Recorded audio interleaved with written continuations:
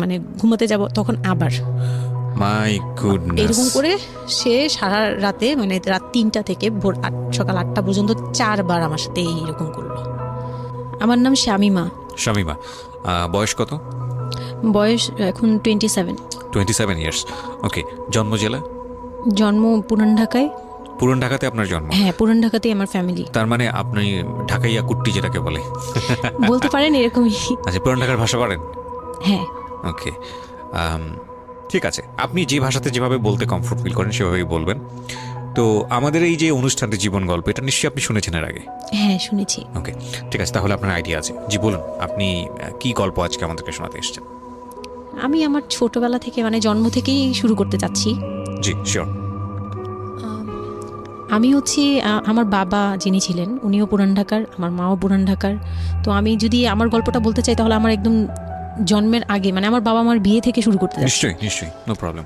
তো আমার বাবা ছিলেন একজন ব্যবসায়ী পুরান ঢাকার। আচ্ছা। আর আমার মানে পাশাপাশি উনি হোমিওপ্যাথিক ডাক্তারও ছিলেন। ওকে। তো খুব ভালো একজন মানুষ ছিলেন। আর আমার আম্মু ছিলেন জমিদার, মানে জমিদার টাইপের, পুরান ঢাকায় লাইক জমিদার যেরকম থাকে আর কি, জমিদার বাড়ির মেয়ে ছিলেন। মানে পুরান এমন কি ছিল যে আগের পিতামহ বা প্রপিতামহ যেটাকে বলি জমিদার ছিল এরকম? হ্যাঁ, এরকম মানে আমার নানাই ছিলেন জমিদার। ওই এলাকার সব বিচার সালিশ উনি করতেন, প্রভাবশালী খুব। জি। তো ওই দিক থেকে আমার বাবা তো বিয়ের প্রস্তাব দেয়নি, মানে ফ্যামিলি থেকেই। আমার বাবার আবার একটা বিয়ে করেছিলেন আরো 8 বছর আগে আমার আম্মুকে বিয়ে করার, ওটা ছিল লাভ ম্যারেজ। তো আব্বু আর ওই বড় আম্মু একসাথে পড়াশোনা করতেন, ওই দিক থেকে দুজন পরিচয় হয়ে বিয়ে হয়েছিল। কিন্তু 1.5 বছর পরে আমার ওই বড় আম্মু মারা যায়, অসুস্থ হয়ে মারা যান। তারপরে আমার আব্বু আর বিয়ে করবেন না এরকম বলেছিলেন যে আর বিয়ে করবো না। তারপর প্রায় 8 বছর পরে আমার দাদু আর ফুপ্পিরা মিলে মানে আমার আম্মুকে চুজ করে তারপর বউ করে নিয়ে আসেন। তো আমার আম্মু খুব অসুস্থ থাকতেন প্রায়, আমার আম্মু একটু ফিজিক্যালি একটু দুর্বল। আচ্ছা। তো ওইখান থেকে আমার আম্মুর বিয়ের প্রায় 2-3 বছর পরে আমার একটা বোন হয়। সেই বোনটা মারা যায় 6 মাসের মাথায়। আমার বোনটা মারা যায়। বোনটা মারা যাওয়ার পরে আমার আরেকটা কথা আমি এখানে ভুলে গেছি, যে আমার যে ফার্স্ট মা ছিলেন মানে বড় মা, আমার আব্বুর যে রিলেশন ছিল ওইখানে একটা মেয়ে হয়েছিল। ওই মেয়েটার প্রায় 6 মাসের মাথায় মানে পেট খারাপ করে অসুস্থ হয়ে মারা যায়। তো তার পরপরই আমার বড় মাও মারা যায়। তো ওইখানে হচ্ছে আমার ওই বাচ্চাটা ছিল মেয়ে বাচ্চা। হ্যাঁ, তো ওর পরে আমার আব্বু 8 বছর পর বিয়ে করে। তারপর আমার মার একটা মেয়ে হয়, ওই মেয়েটাও মানে ওই মেয়েটা হচ্ছে জন্মের সময় মারা যায়, আর ওই ফার্স্টেরটা হচ্ছে 6 মাস পর মারা যায়।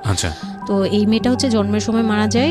তারপর তার 5 বছর পর আমার ভাইয়া হয়, আমার ভাইয়া আসে। তারপর আমার আম্মুকে বলা হয়েছিল যে আপনার হয়তো অপারেশন করতে হবে, কারণ আপনি আর কনসেপ্ট করতে পারবেন না, খুব অসুস্থ ছিল আম্মু। 2টাই সিজার ছিল, তো ওই সময়টাতে আর কি সিজার বেশি করা যেত না, তাহলে রিস্ক মানে লাইফে একটা রিস্ক থাকে। তো ওই দিক থেকে আমার আম্মুকে বলা হয়েছিল যে আপনার হয়তো বা ইউট্রাসের অপারেশন করতে হবে। তো আমার আম্মু তখন বলেছিল যে না, আমার একটা মেয়ে দরকার, খুব অসুস্থ অবস্থায় বলেছিল আমার একটা মেয়ে দরকার, মানে আমার যদি একটা মেয়ে থাকতো খুব ভালো। হয়তো বা সৃষ্টিকর্তাই চাচ্ছিলেন যে একটা মেয়ে, মানে আমি যে আসবো এটা তো আর উনি জানতেন না, কিন্তু থাকে না যে অনেক সময় কিন্তু মিলে যায় এরকম। তো আমার আব্বু বলছিল যে মেয়ে হোক ছেলে হোক আরেকটা হলে ভালো হয়। তো ওইভাবে ট্রিটমেন্ট নিয়ে আমার প্রায় 2 বছর পরে আমি আমার আম্মুর মানে পেটে আসি। তারপর আমার জন্ম হওয়ার পরে আমরা ভালোই ছিলাম, আব্বুর বিজনেস ভালো ছিল। কিসের বিজনেস ছিল? ওনার হচ্ছে ইলেকট্রিক পার্সের বিজনেস ছিল। তো ওখান থেকে আব্বুর মানে ভালো বিজনেস করতেন। পুরান ঢাকায় ছিলাম আমরা 4 জন, একটা ফ্ল্যাট নিয়েছিলাম। আব্বু বিজনেস করতো, আমি স্কুলে ভর্তি হলাম, ভাইয়া স্কুলে ভর্তি হলো। তো খুব ভালোভাবেই কাটছিল দিনকাল।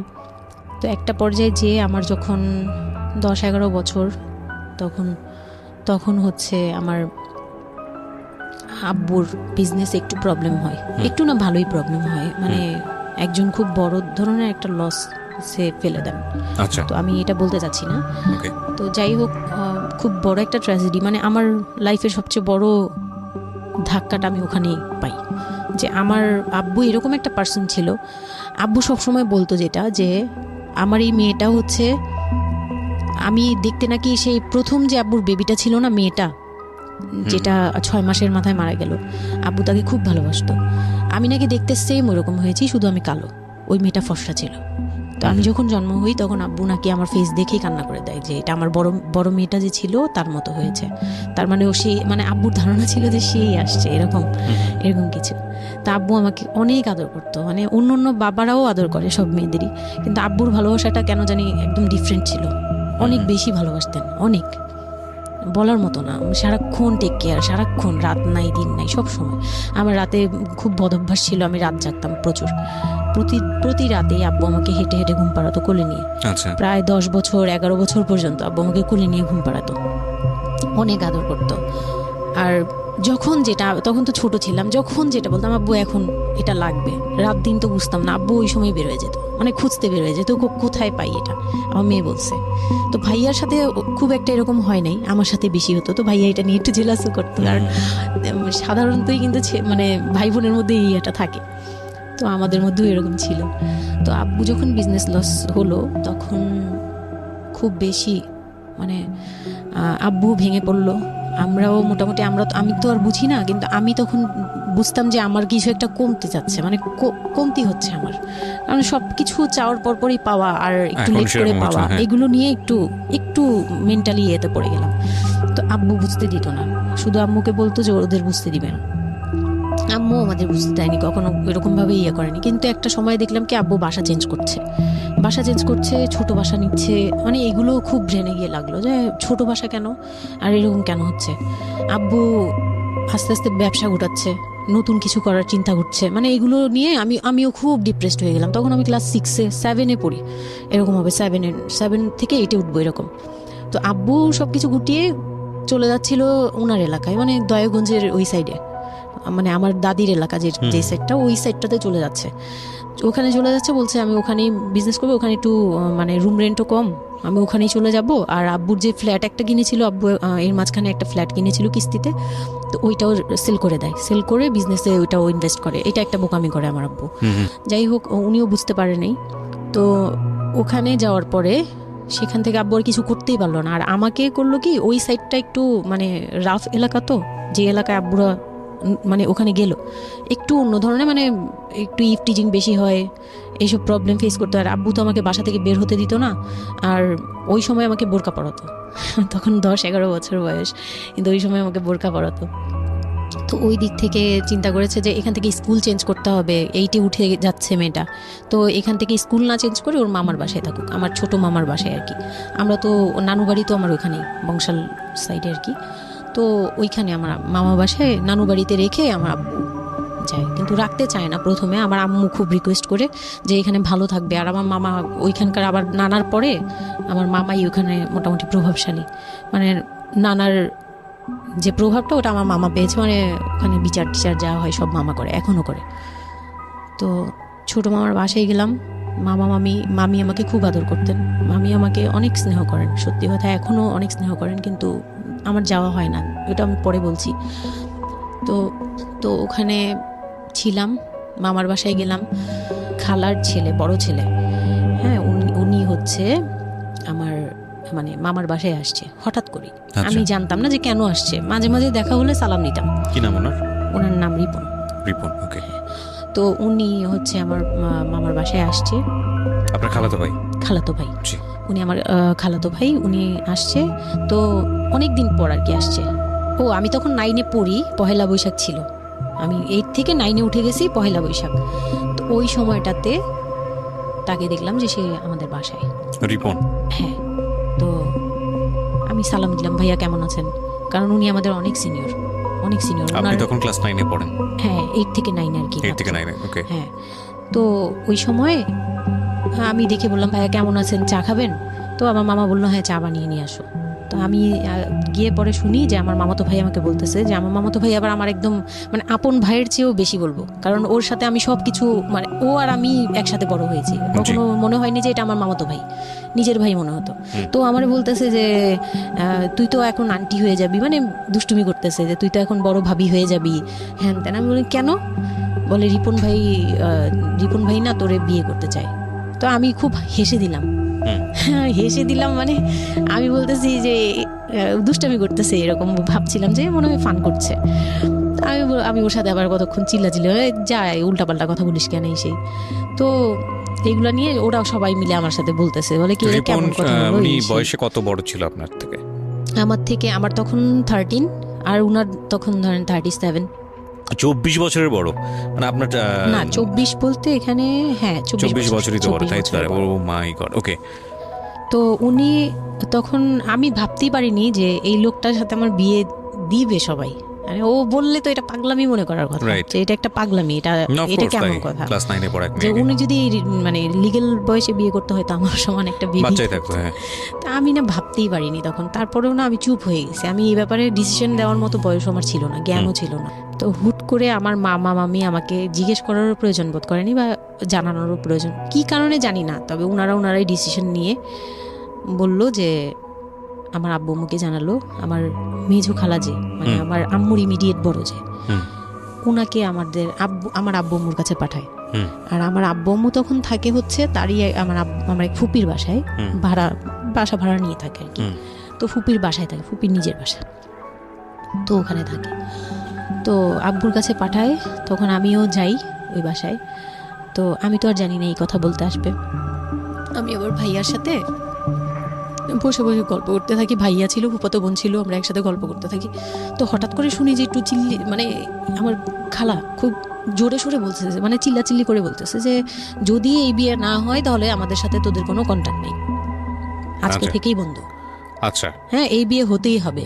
কেন হতে হবে? আমার আব্বু বলছে কেন হতে হবে, আমার মেয়ে তো অনেক ছোট, ও তো এই সংসারের ভার নিতে পারবে না, বলো ওগুলো আমরা দেখবো, ওরে আমরা বাচ্চার মতো পালবো।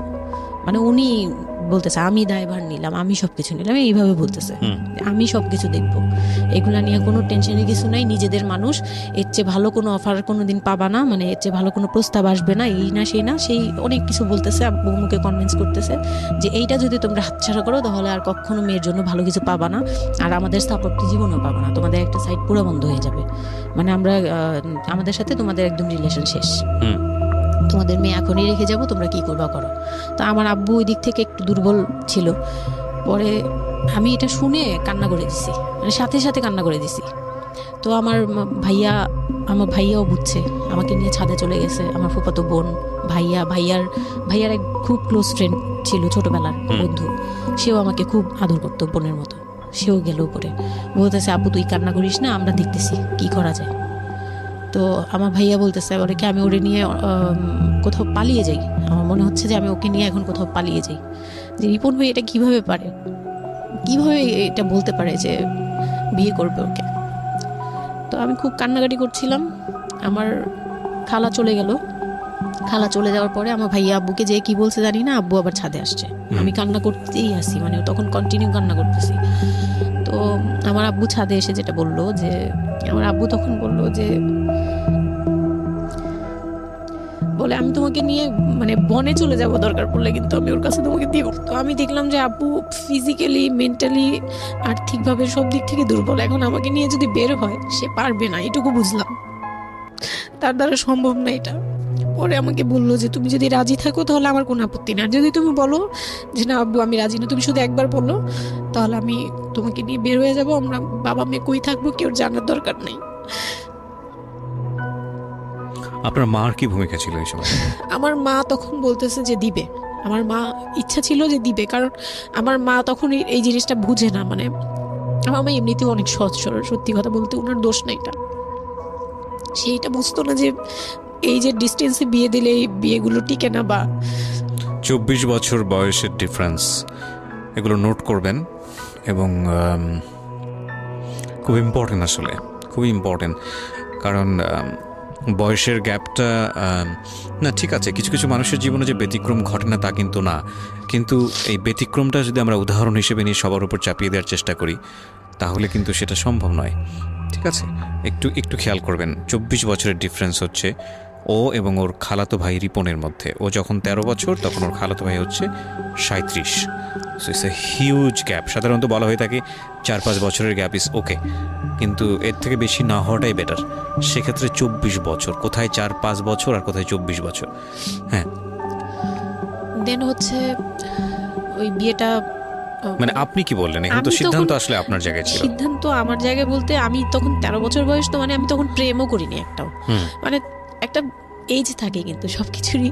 হুম, মানে তখন দেখতাম যে আশপাশে মানে যারা কলেজে পড়ে, হুম, আমার একটা টার্গেট ছিল যে আমিও একদিন কলেজে পড়বো, আমার অনেক ফ্রেন্ড সার্কেল থাকবে, হয়তো বা আমার ভালো একটা রিলেশন থাকবে, হুম, বা বিয়ে হবে, এরকম সবারই একটা ইয়ে থাকে। কিন্তু ওই বয়সটাতে আমার ওইটুকু যাওয়ারও মানে ওই চিন্তাতে আমি যাইনি তখনও, যে আমি একটা রিলেশন করব আর ওই জায়গায় বিয়ে। তো আমি আমার আব্বুকে মনে প্রাণে বিশ্বাস করতাম, তো আব্বুর উপরে ছেড়ে দিলাম।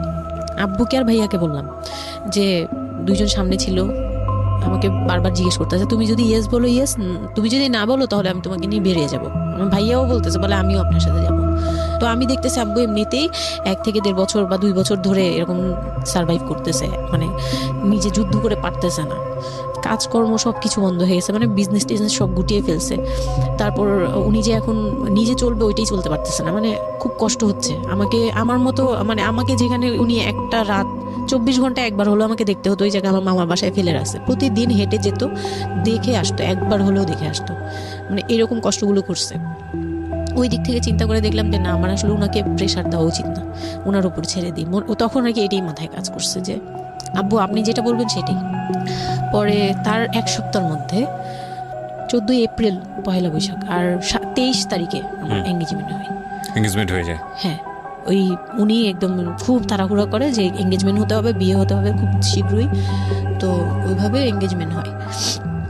মানে এঙ্গেজমেন্টের পরেও আমি একদম স্টপ, আমি আমার মাথায় কিছুই, তখন আমি পুরোপুরি ব্ল্যাঙ্ক, মানে আমি যে নিজের থেকে কিছু বলবো কিছু করব আমার ভিতরে ওইগুলো আর কাজ করছিল না। স্কুলে যাইতাম, অনেক সময় যাই না, এরকম আর কি, যে যেতে ইচ্ছে করলে যাই, না ইচ্ছে করলে যাই না, ওকে, এরকম হয়ে গেলাম। এঙ্গেজমেন্টের 3 মাস পরে বিয়ে হওয়ার কথা ছিল, কিন্তু ঘুরতে ঘুরতে 4 থেকে 5 মাস ইয়ে হলো। তো 2004-এ 4 থেকে 5 মাসের মধ্যে সে আমার সাথে অনেকবার দেখা করতে চাইছে, কেউ দেখা করতে দেয়নি, কারণ আমার ফ্যামিলি খুব রেস্ট্রিক্টেড ছিল এইসব ব্যাপারে, কেউ দেখা করতে দেয়নি। আর আমিও ভয় পেতাম, তো আমি খুবই ভয় পেতাম, ওনাকে অনেক ভয় পেতাম, সোজা কথা আমি ওনাকে খুব ভয় পেতাম। তো এর মাঝখানে এক ভাবি, আমার নানু বাড়িতে ছিলাম, তো মানে মামার বাড়ি, আমার মামার নিজের বিল্ডিং হচ্ছে একটা, আর নানু বাড়ি পুরোনোটা, যেটা পুরোনো বাড়ি, ওখানে তো আমার সব জয়েন্ট ফ্যামিলি, মানে আমার অন্য মামারা এবং মামাতো ভাইয়ের বউরা সবাই একসাথে থাকে। তো আমার এক মামাতো ভাইয়ের বউ তাকে খুব রিকোয়েস্ট করছে যে ভাবি আপনি ওকে একটু ডেকে দেন, কথা বলবো। তো আমার মামাতো ভাইয়ের বউ মনে করছে যে সে তো তাদের তো বিয়েই হচ্ছে, তো সমস্যা কি, ডেকে দিই। তো আমাকে আর বলে নেই। প্রথম একবার আমাকে বলছিল যে দেখা করে দিবে, তখন আমি বলছি না আমি যাবো না, আমি দেখা করবো না, আমার খুব ভয় লাগতো। তখন আমার বিয়ের মনে হয় 1.5-2 মাস আগের কথা এটা। তো আমার মামাতো ভাইয়ের বউ আমাকে ডাকছে যে কিছু একটা বলে, মানে জামা বানানো বা সামহাও এরকম কিছু একটা, অনেক বছর আগে, তো ভুলেও গেছি যে কি একটা কারণে আমাকে ডাকছে সে। তো আমি গেলাম, একদম মনের অজান্তেই গেলাম। গিয়ে পরে রুমে গেছি, পরেই দেখি হইলো মানে রিপন বসে আছে। তো বসে আছে দেখে না আমার একদম খুব একটা আঘাত লাগলো যে এই ভাবি আমাকে এইভাবে নিয়ে আসলো। আর ভাবি তো মজা করে, মানে ওনারও দোষ না, উনি ভাবতেছে যে নতুন বিয়ে হবে, ওদেরকে একসাথে করিয়ে এসে। তো উনি বললো কি আচ্ছা তোরা বস, আমি চা নিয়ে আসি, এরকম বলে উঠে গেল না, আমার আরও ভয় লেগে গেছে। আর তখন আমি গিয়ে দেখতে পারলাম যে ওই লোকটার আচরণ খুবই খারাপ। মানে আমার কাছে তখন মনে হয়েছে যে কেন মনে হলো এটা, কেন মনে হলো, হুট করে ভাবি যখন গেল, সে সাথে সাথে আমার পাশে এসে বসছে এবং আমাকে মানে খুব মানে নোংরাভাবে টাচ করতেছে।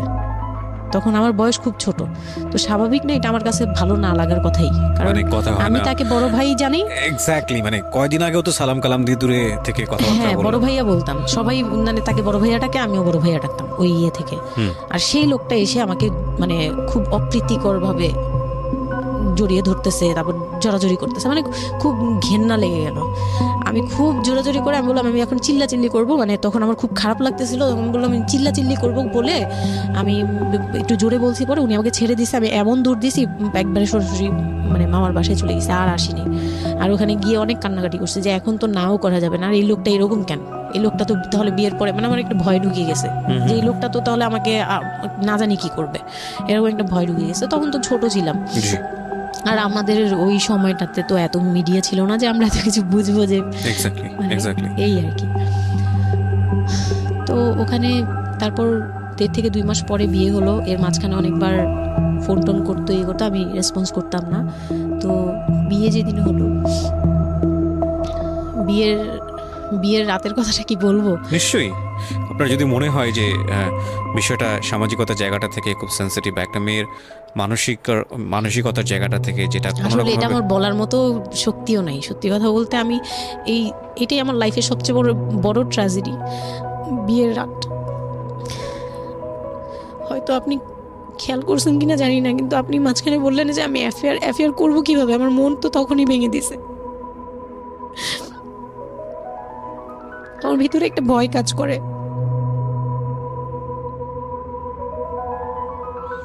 কি হয়েছিল আমি জানি, আপনি খুব সুন্দর করে বলছেন গল্প, আপনি আপনার মতো করেই বলবেন, আমরা আসলে মূল মেসেজটাই পেতে চাই। লোকটা হচ্ছে সামাজিকভাবে সবার কাছে খুব ভালো, সবার কাছে ভালো বলতে মানে গলিতে বা এলাকায় কিছু করে না, সেই এলাকায় খুব ভালো, ব্যবসা করে, খুব সহজ সরলভাবে দোকানে যাচ্ছে, আসতেছে, খাচ্ছে, ঘুমাচ্ছে, নর্মাল। আমার সাথে যেদিন বিয়ে হলো সেদিন খুব বৃষ্টি। তো আমার তো ওই একদিনে আমার ভাবির রুমে, ওই দিনে আমি তার রূপ দেখে ফেলছি। তো তখন থেকে আমার তাকে দেখলে মানে গা শিউরে উঠতো, যে মনে হতো যে ভয়ঙ্কর একটা কিছু করবে।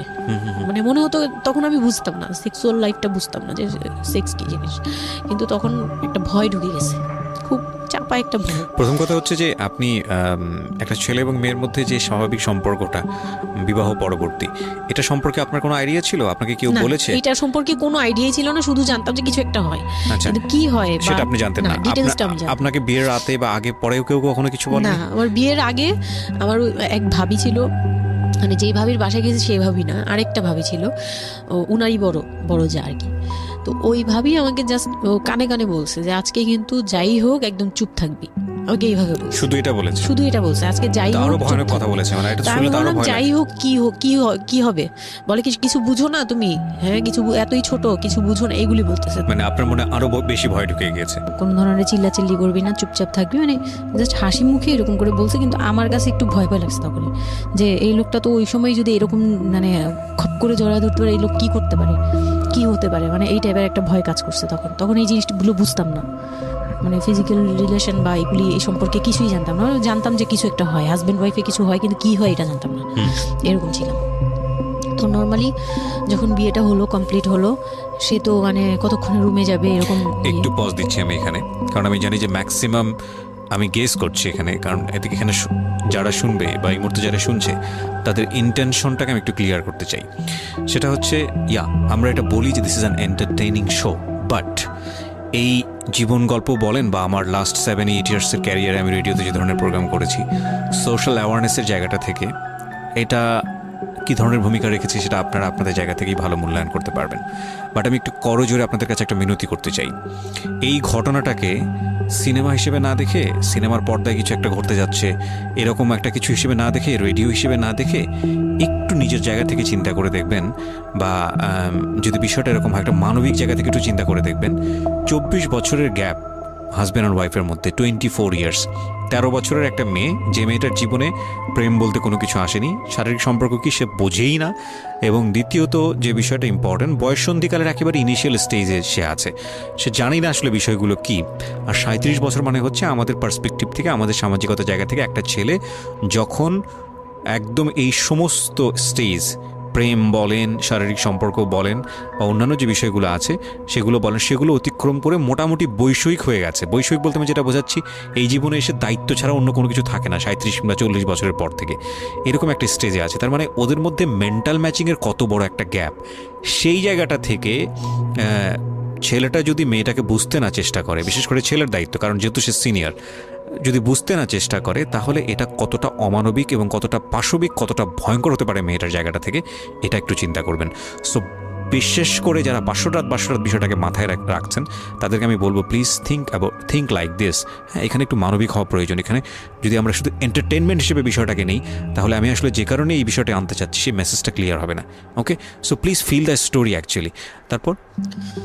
তারপর বিয়ের দিন যেটা আর কি, রাতের বেলা সবাই আমাকে নিয়ে আসলো বাড়িতে, মানে ওনাদের বাসায়। তো ওই বাসায় হচ্ছে একটা রুম, মানে প্রথম হচ্ছে বাসায় ঢুকেই কোনো বারান্দা টারান্দা কিছু নেই, শুধু রুম আর সিঁড়ি, আচ্ছা সিঁড়ি ঘর। মানে পুরান ঢাকার বাসাগুলো একটু বেশি ইয়ে হয়তো, খুব ছোট ছোট হয়তো, ঘিঞ্জি টাইপের হয়। হ্যাঁ, আমি একদম। একসময় জিএসআরসিতে কাজ করতাম, আমার ফার্স্ট জব ছিল ওটা, আমি সার্ভে করেছিলাম পুরান ঢাকায়। আচ্ছা। সেটাই আমার প্রথম পুরান ঢাকায় যাওয়া, এবং আমার কাছে মনে হয়েছিল যে আমি কোথায় এসেছি। অনেক ঘিঞ্জি ভাইয়া, না, এখনো এটা কারণ এখন হচ্ছে কি, নাই পুরান হয়তো। ঢাকা নিয়ে অনেকেই অনেক কিছু বলেন, কারণ ঢাকাইয়া যারা, তাদের কাছে পুরান ঢাকাটা একটা নস্টালজিক জায়গা।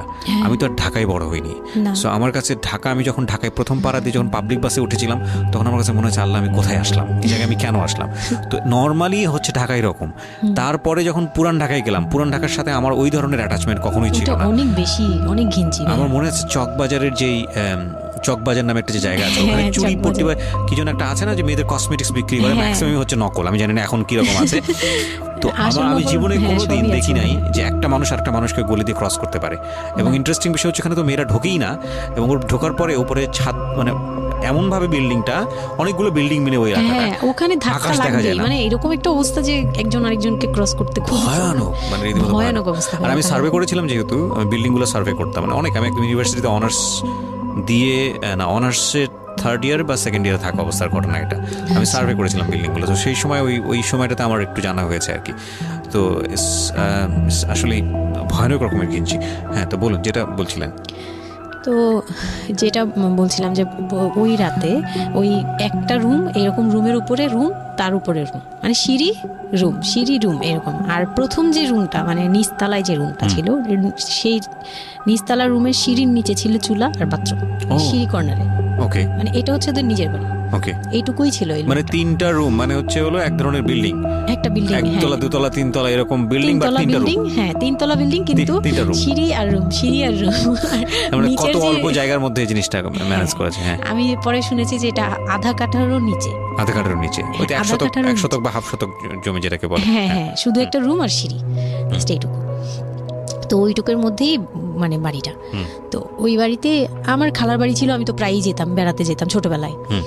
তো আমাকে নিয়ে গেল, আর তিনতলার রুমে সবচেয়ে পরের রুম যেটা, ওটাতে আবার আমার মানে মেজো দেবর সম্পর্কে ছিল।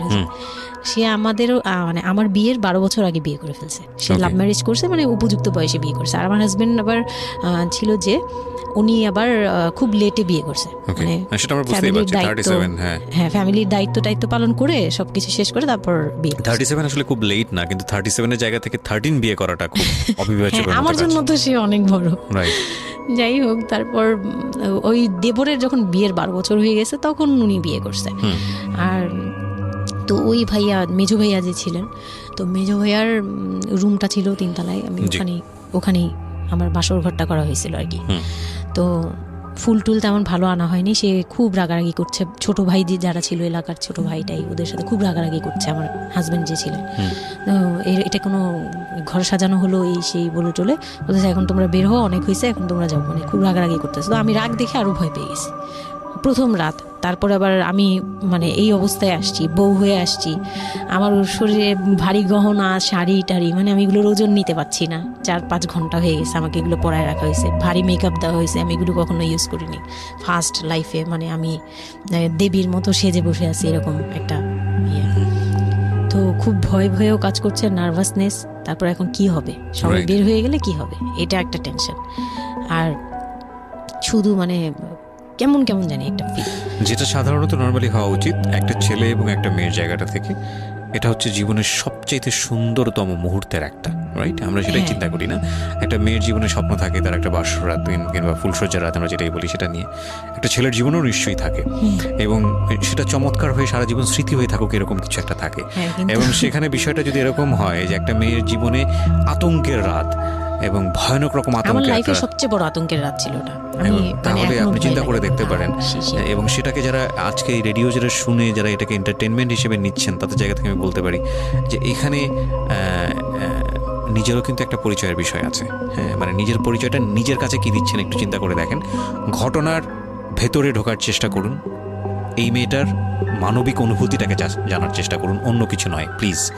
কজ আমরা আমাদের সামাজিকতার জায়গাটা থেকে মেয়েদের এই বিষয়গুলোকে উইথড্র করে বা না ভেবে তাদেরকে কখনো কখনো সারা জীবনটা ধ্বংসের দিকে ঠেলে দিই।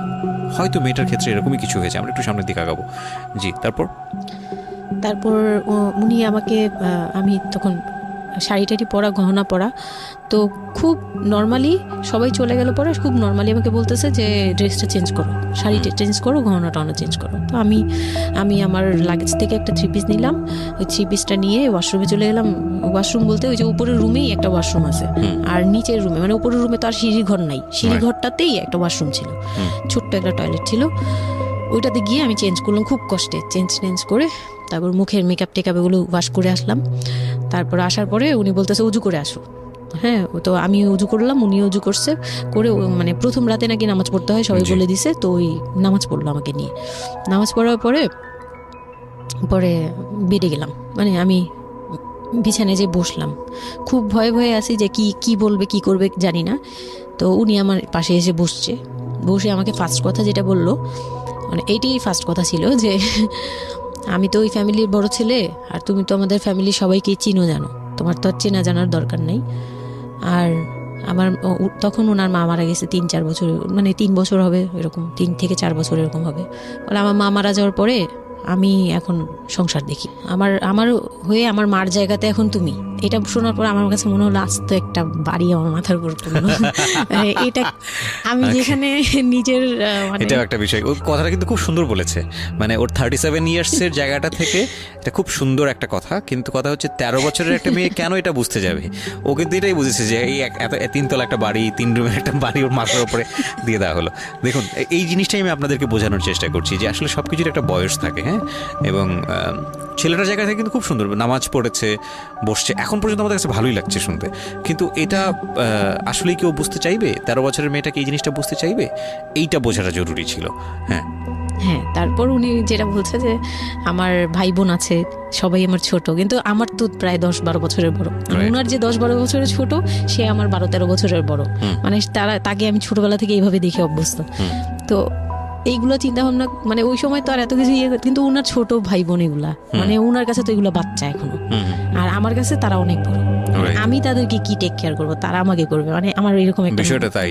হ্যাঁ, তো আমি চুপ হয়ে শুধু শুনছিলাম। ও আচ্ছা, মানে আমি কিছু বলার মতো ভাষাও পাচ্ছি না, বা আমি কি বলবো, আমার এখানে ডায়লগই কি ছিল, মানে আমি এরকম মনে হচ্ছে যে কেউ আমাকে একটা স্ক্রিপ্ট ধরাই দিত, আমি একটু দেখে আমাকে কেউ কিছু বলেও না, এই লোক কি বলতেছে। তো যাই হোক, এই কথাটার পরে মানে যখন উনি এটা বলার পরে বলতেছে যে তুমি, আমাদের একটা মানে রুলস আছে, বিয়ের পরে নাকি বাসর ঘরে নাকি কিছু দেয়, হাজব্যান্ড ওয়াইফকে কিছু দেয়, তারপর নাকি টাচ করে, এরকম কিছু একটা। তো আমাকে বলতেছে যে তোমার কি আমার উপর কোনো দাবি আছে? মানে এইগুলো আমি জানতাম না, এগুলো আমি অনেক পরে গিয়ে শুনছি।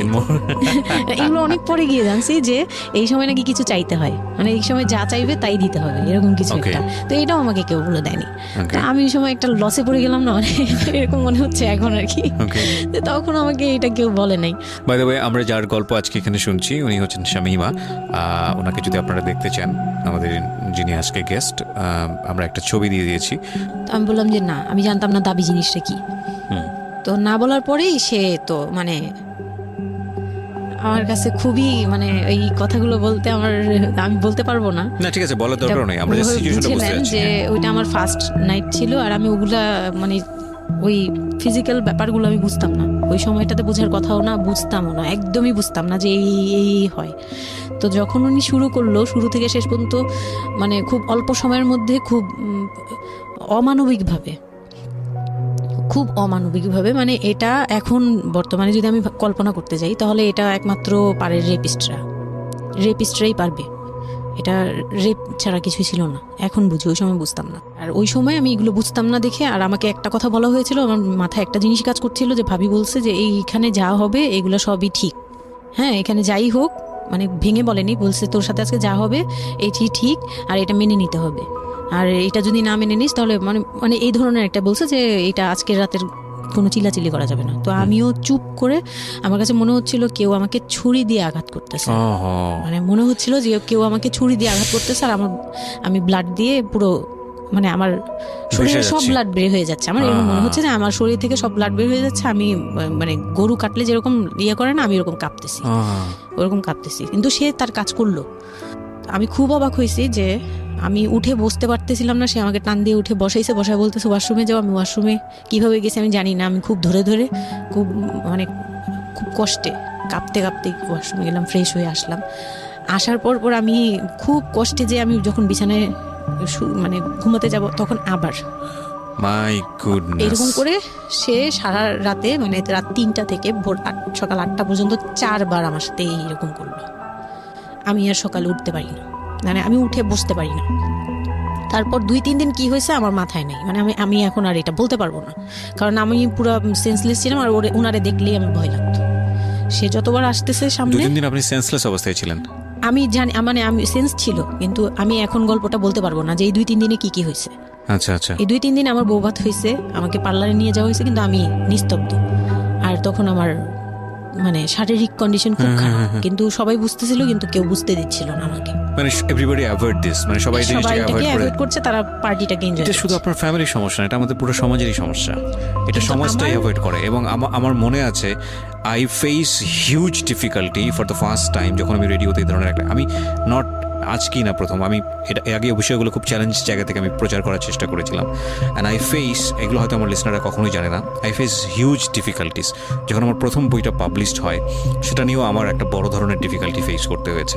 একটা অদ্ভুত বিষয় হচ্ছে আমাদের সমাজে এই বিষয়গুলোকে আমরা অ্যাভয়েড করি, আমরা ঢেকে রাখতে চাই, আমরা মনে করি এটা একটা ট্যাবু, এটা সমাজে 8-10 জন মানুষের সামনে নিয়ে আলোচনা করা যায় না। একটু চিন্তা করে দেখবেন আলোচনা করা যায় না এটা কোন অর্থে? যদি বিষয়টা নিয়ে সুড়সুড়ি দেওয়া হয়, যদি বিষয়টা নিয়ে এমনভাবে বলা হয় যে এটা এমনভাবে প্রেজেন্ট করা হচ্ছে যেটা একটা রগা বিষয়, এবং সেটা শুনে আরও কারোর মধ্যে এই ধরনের পাশবিক বা সে আসলে এন্টারটেনমেন্টের জায়গা থেকে নিয়ে এটাকে মজা হিসেবে নিল, বিষয়টা তখনই একটা প্রশ্ন আসে। কিন্তু যদি বিষয়টা লেসনের জায়গা থেকে আসে, এটা সামাজিক শিক্ষার জায়গা থেকে আসে, যে একটা পুরুষ সে 37 বছর বয়স, সেটা আমিও হতে পারি, আপনিও হতে পারি, বা যে ছেলেটা ওনার জীবনে এসছে সে তো হয়েছেই, যে তারা যেন কখনো এরকম অমানবিক না হয়। এবং নট অনলি দিস, একটা মেয়ে যখন 13 বছরে থাকে তাকে পরিবারের এত বড় সাপোর্টের জায়গা থেকে বাবা এত ভালোবাসতো, তার জায়গাটা থেকেও কোনো একটা সাময়িক সমস্যার সমাধান করবার জন্য বা যাই হোক না কেন শেষ পর্যন্ত যে রাজি হয়েছে, এরকম এক ধরনের এটা তো জবাই করা আমি বলবো, যে একটা মেয়েকে শুধু শারীরিকভাবে হয়তো সে যেই প্রবলেমটা ফেস করেছে ওই রাতে সেটা হয়তো সে ধীরে ধীরে রিকভার করবে, কিন্তু সারা জীবনের জন্যে সে যে মেন্টালি ওই জিনিসটাকে ভয়ানক রকমভাবে একটা বাজে জায়গায় বাজেভাবে চিন্তা করা শুরু করলো মানুষের জৈবিক চাহিদার জায়গাটাতে, এটা তো একটা মানুষের থিঙ্কিংটাকে জবাই করে দেয়া, তাই না? এবং এইটা কত ভয়ানক রকমের অপরাধ, কত ভয়ানক রকমের ভুল। এবং আমাদের এই জায়গাটাতে আমাদের অনেক বেশি পরিমাণে বড় যারা আছি, সিনিয়র যারা আছি, তাদের বোঝা উচিত। প্রথম কথা হচ্ছে লিগেলি যদি আমি বলি তাহলে বিয়েটা বৈধ ছিল না, কারণ সরকার কিন্তু আমরা যতদূর জানি যে 18 নিচে বিয়ে দেওয়াকে পারমিট করে না। দ্বিতীয় কথা হচ্ছে যে মানসিকভাবে সে পরিপক্ক ছিল না। তৃতীয় কথা হচ্ছে যে যদিও বা বিয়েটা হলো, তাহলে তাকে যে একটি প্রপার এডুকেশন দেয়া, যে এই বিষয়টা হচ্ছে এরকম, প্রপারভাবে বড় করা, প্রপারভাবে নার্সার করা, সেটার মারাত্মক রকমের অভাব ছিল। ঘটনা এখানে শেষ হয়ে যায় নাই, ঘটনা কিন্তু এখানে শুরু হলো। কারণ বাংলাদেশের অনেক মেয়ের জীবনে এরকম দুর্ধর্ষ রাত আসে, এবং এই রাতগুলো সারাটা জীবনের জন্যে তাকে বেদনার স্মৃতি, তাকে সারাটা জীবনের জন্য একটা ভয়ঙ্কর রকমের মোমেন্টের মধ্য দিয়ে নিয়ে যায়। আমরা এগুলো নিয়ে কথা বলতে পছন্দ করি না, আমরা এগুলো নিয়ে কথা বলি না, আমরা এগুলোকে নিয়ে কথা বলাটা একটা সামাজিক জায়গা থেকে ট্যাবু মনে করি। এই ট্যাবুর ধাক্কায় কত কত মেয়ের জীবন, কত কত মানুষের জীবন, কত কত সংসার জীবন নরকে পরিণত হয়েছে, সে খবর অনেকেই আমরা রাখি না, রাখার প্রয়োজনও মনে করি না। But this is a very important issue, that's why I am discussing on this. Okay, বলুন আপনি। তারপর যেটা হচ্ছিল যে মানে ওই রাতের পর থেকে মানে ওই লোকটাকে আমার শুধুই দায়িত্ব মনে হয়েছে। মানে আমার কাছে মনে হতো যে এটা আমার দায়িত্ব, যে উনার বাসায় আমার থাকতে হবে, আর উনার সাথে থাকলে আমার এরকম করতে হবে। You feel like this, right? আপনি এই ঘটনা ঘটার পরে কি আপনি কারোর সাথে ডিসকাস করার সুযোগ পাননি যে না, আমি এরকম ক্লোজ কেউ ছিল না যে আপনার সাথে এরকম একটা বাজে ঘটনা ঘটছে, বা আপনি এটাকে রিকভার করতে পারছেন না মেন্টালি, বা আপনার সাথে যার বিয়ে হলো তাকেও বলতে পারছেন না যে আমার এইসব জিনিসগুলো? না, আমি উনাকে ভালোভাবে নিতেই পারছিলাম না। সোজা কথা, আমি উনার সাথে কোনো কিছু ডিসকাস করতাম না, বা অনেক পরে গিয়ে যখন ডিসকাস করেছি তখন উনি আমাকে উল্টাপাল্টা বুঝ দিয়েছে। মানে অনেক পরের সময়টাতে, হ্যাঁ, ওটা ইট হ্যাপেন্স রেগুলারলি, না র্যান্ডমলি এই জিনিসগুলো হয়ে যাচ্ছিল আপনার সাথে? হ্যাঁ, প্রায় মাস থেকে 2-3 মাস এরকম হলো। তারপর মানে এটা আমি বলি যে প্রথম তো 4-5 দিন তো রেগুলার হলো, তারপর আমার ব্লিডিং অফ হচ্ছিল না, আমার কন্টিনিউ হচ্ছিল ব্লিডিং। তো এক সময় যে ওই ব্লিডিংয়ের মধ্যেও তিনি অনেক বাজে ইয়ে করেছে। তো ওর পরে আমি বাসায় যেতে চাইলে বাসায় যেতে দিত না, এইভাবেই ইয়ে করে ফেললো। আর ফ্যামিলিগত যে ব্যাপারটা ছিল, যে আমার ফ্যামিলি তো তখন, আমার আব্বু তো তখন একদম মানে ফিনান্সিয়ালি খুব উইক ছিল। তো বিয়ের পরে কিছু ফর্মালিটি থাকে, পুরান ঢাকার কিছু রুলস আছে যে বিয়ের পরে মেয়েদের প্রতি সপ্তাহে সপ্তাহে দেখতে যাওয়া, এটা সেটা পাঠানো, প্রতি সিজনে সিজনে এটা এটা করা, এগুলো ব্যাপারে কেউ কনসার্ন ছিল না। মানে তখন মানে আমার ফ্যামিলির কেউ এরকম অ্যাক্টিভ ছিল না, মানে ছিল কিন্তু কেউ কেয়ার করেন। তারপর হচ্ছে এরকম করে আমার সময়গুলো কাটতে লাগলো। তো সবচেয়ে বড় কথা হচ্ছে আমার যে হাজবেন্ড ছিল রিপন, উনি আমার বাবার দোকানে কাজ করতো একটা সময়। ওইটা হচ্ছে প্রায় আরো মানে আমার জন্মের সময় বা আমার জন্মেরও আগে। হ্যাঁ, তখন নতুন নতুন আর কি কাজ শেখার জন্য আমার আব্বুর দোকানে ঢুকছে এরকম। তো আমার আব্বু তাকে ক্যাশ বুঝিয়ে দিয়েছিলেন নাকি, তখন নাকি ক্যাশ দিত। তো আমি একটু যখন 2-3 বছরের, তখন উনি দোকান থেকে বের হয়ে নিজে ব্যবসা দিয়েছে, ওখান থেকে তিনি ইমপ্রুভ করছে। তো ওখান থেকে শুরু। আর আমাকে যখন বিয়ে দিছে, মানে আমার যখন বিয়ে হয়েছে, তো ওই রিপন যিনি, ওনার উদ্দেশ্য ছিল যে আমি আমার নানু বাড়ির অংশ পাবো, মানে সম্পদ। আমার নানু বাড়ি খুব বিশাল, মানে বললামই তো যে খুব বিরাট একটা অংশ। আর ওনাদের যে অংশটা ছিল সেটা অনেক আগেই নেওয়া হয়ে গেছে। মানে ওনার দাদা বাড়ি যেটাতে ওনারা ছিল 3 রুম, ওই যে ছোট ছোট 3টা রুম উপরে ওই বিল্ডিংটা তোলার পরে আমার মামা ওই অংশটা কেটে রাখছে, মানে আমার মামা রেখে দিয়েছে। আর আমাদের যে অংশটা ছিল তার লোকটা ছিল যে ওই বাড়িতে আমি একটা রুম হলেও পাবো। হ্যাঁ, তো আমার আম্মু তো আর ওটা নেয়নি। তো আমার হাজবেন্ডের ইয়েটা ছিল, টার্গেটটা ছিল যে ওই বাসায় একটা রুম হলেও পাবে। আর পুরান ঢাকায় একটা রুম মানেই অনেক কিছু, মানে ওখানে তো প্রায় 1 কোটি টাকা দাম কাঠা। তো একটা রুম মানে 1 কাঠা না হোক, আধা কাঠা হোক, 50 লাখ টাকা হোক আমার আসবে, এরকম একটা টার্গেট ছিল তার। তো আর বিয়ের সময় তো অনেক কিছু নিয়ে, মানে গহনা টহনা নিয়ে, ফার্নিচার নিয়ে নানান কথা তো শুনতে হয়েছে, ওগুলাও ফেস করছি। মানে ওগুলো খুব পেইনফুল ছিল ওগুলা, কারণ আমি তখন এত কিছু বুঝি না। আমি তখন মাত্র মানে জামা কাপড় বানাই, ঘুরি ফিরি, খাই দেই, ব্যাস ওই পর্যন্তই। আমি কারো জিনিস নিয়েও মাথা ঘামাই না। ওখানে আমার উপরে প্রেশার আসছে যে আমার ফার্নিচার এমন কেন, আমার গহনা এমন কেন, তুমি বাসায় বলো না কেন, তোমার খাট এখনো আসতেছে না কেন। আমার বিয়ের পর খুব বৃষ্টি ছিল তখন, মানে আমার ফার্নিচার, আমার চাচা ছিল ফার্নিচারের, ওনার বিজনেস। তো আমার চাচার ফ্যাক্টরি থেকেই সবগুলো ফার্নিচার আসবে। তো ওনারা বলতেছে যে জাস্ট একটা কারণেই লেট হচ্ছে, রোদ পাচ্ছি না, রোদ পেলে তারপর কাঠগুলো শুকাবে, তারপরে হ্যাঁ, মানে জয়েন্ট দিলেই এখন এটা ফেটে যাবে, এখন জয়েন্ট দিলে প্রবলেম হবে। এই জিনিসটা ওরা বুঝতেছে না। ওরা বলতেছে কেন দেরি করছে, নাকি ফাঁকিই দিচ্ছে, নানান ধরনের কথা তৈরি করতেছে। আর এই দিক দিয়ে আমি পেইন খাচ্ছি, ওই দিকে এক পেইন, মানে রাতে গিয়ে এক পেইন, দিনের বেলা এই পেইন। মানে আমি পুরো মানসিকভাবে, মানে বলে না যে আমি হয়তো বা প্যারালাইজডের মতো হয়ে গেছিলাম। আমার মানসিক ভাবটা জাস্ট শুনি আর শুনি, কিছু বলতে পারছি না এরকম।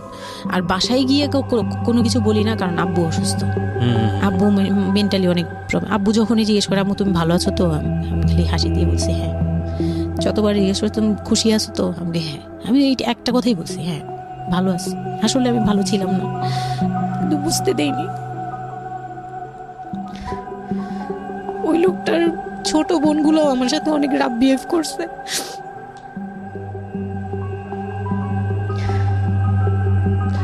তো অনেক রুডলি আচরণ করেছে। আর ওনার যে ছোট ভাইটা ছিল, মানে আমার যে মেজো ভাই যেটা আর কি, ওনার আগে যেটা বিয়ে করেছে, তো ওনার ওয়াইফ ছিল আমার অনেক বছরের বড়, কারণ তাদের বিয়ে হয়েছিল 12 বছর আগে। আমার বিয়ের 12 বছর আগে তার বিয়ে হয়েছিল। আমি যখন বাড়িতে বেড়াতে আসতাম তখন মানে ভাবি রাতে খাওয়া দাওয়া এরকম, আমি ভাবি বলেই ডাকতাম, কিন্তু সম্পর্কে আমি বড় যা। কিন্তু উনার প্রায় উনাকে আমাকে একসাথে কোথাও দেখলে কেউ বলতো যে তোমার মেয়েটা, মানে এভাবেই বলতো। তো ওই দিক থেকে উনার একটু, এটা জেলাসি বলবো না, এটা হয় আসলে, এটা নর্মাল একটা ব্যাপার। কারণ একটা উনি অনেক এইজ হয়ে গেছিল, উনি নিজের জায়গা থেকে নিজেকে একটু দুর্বল মনে করতো।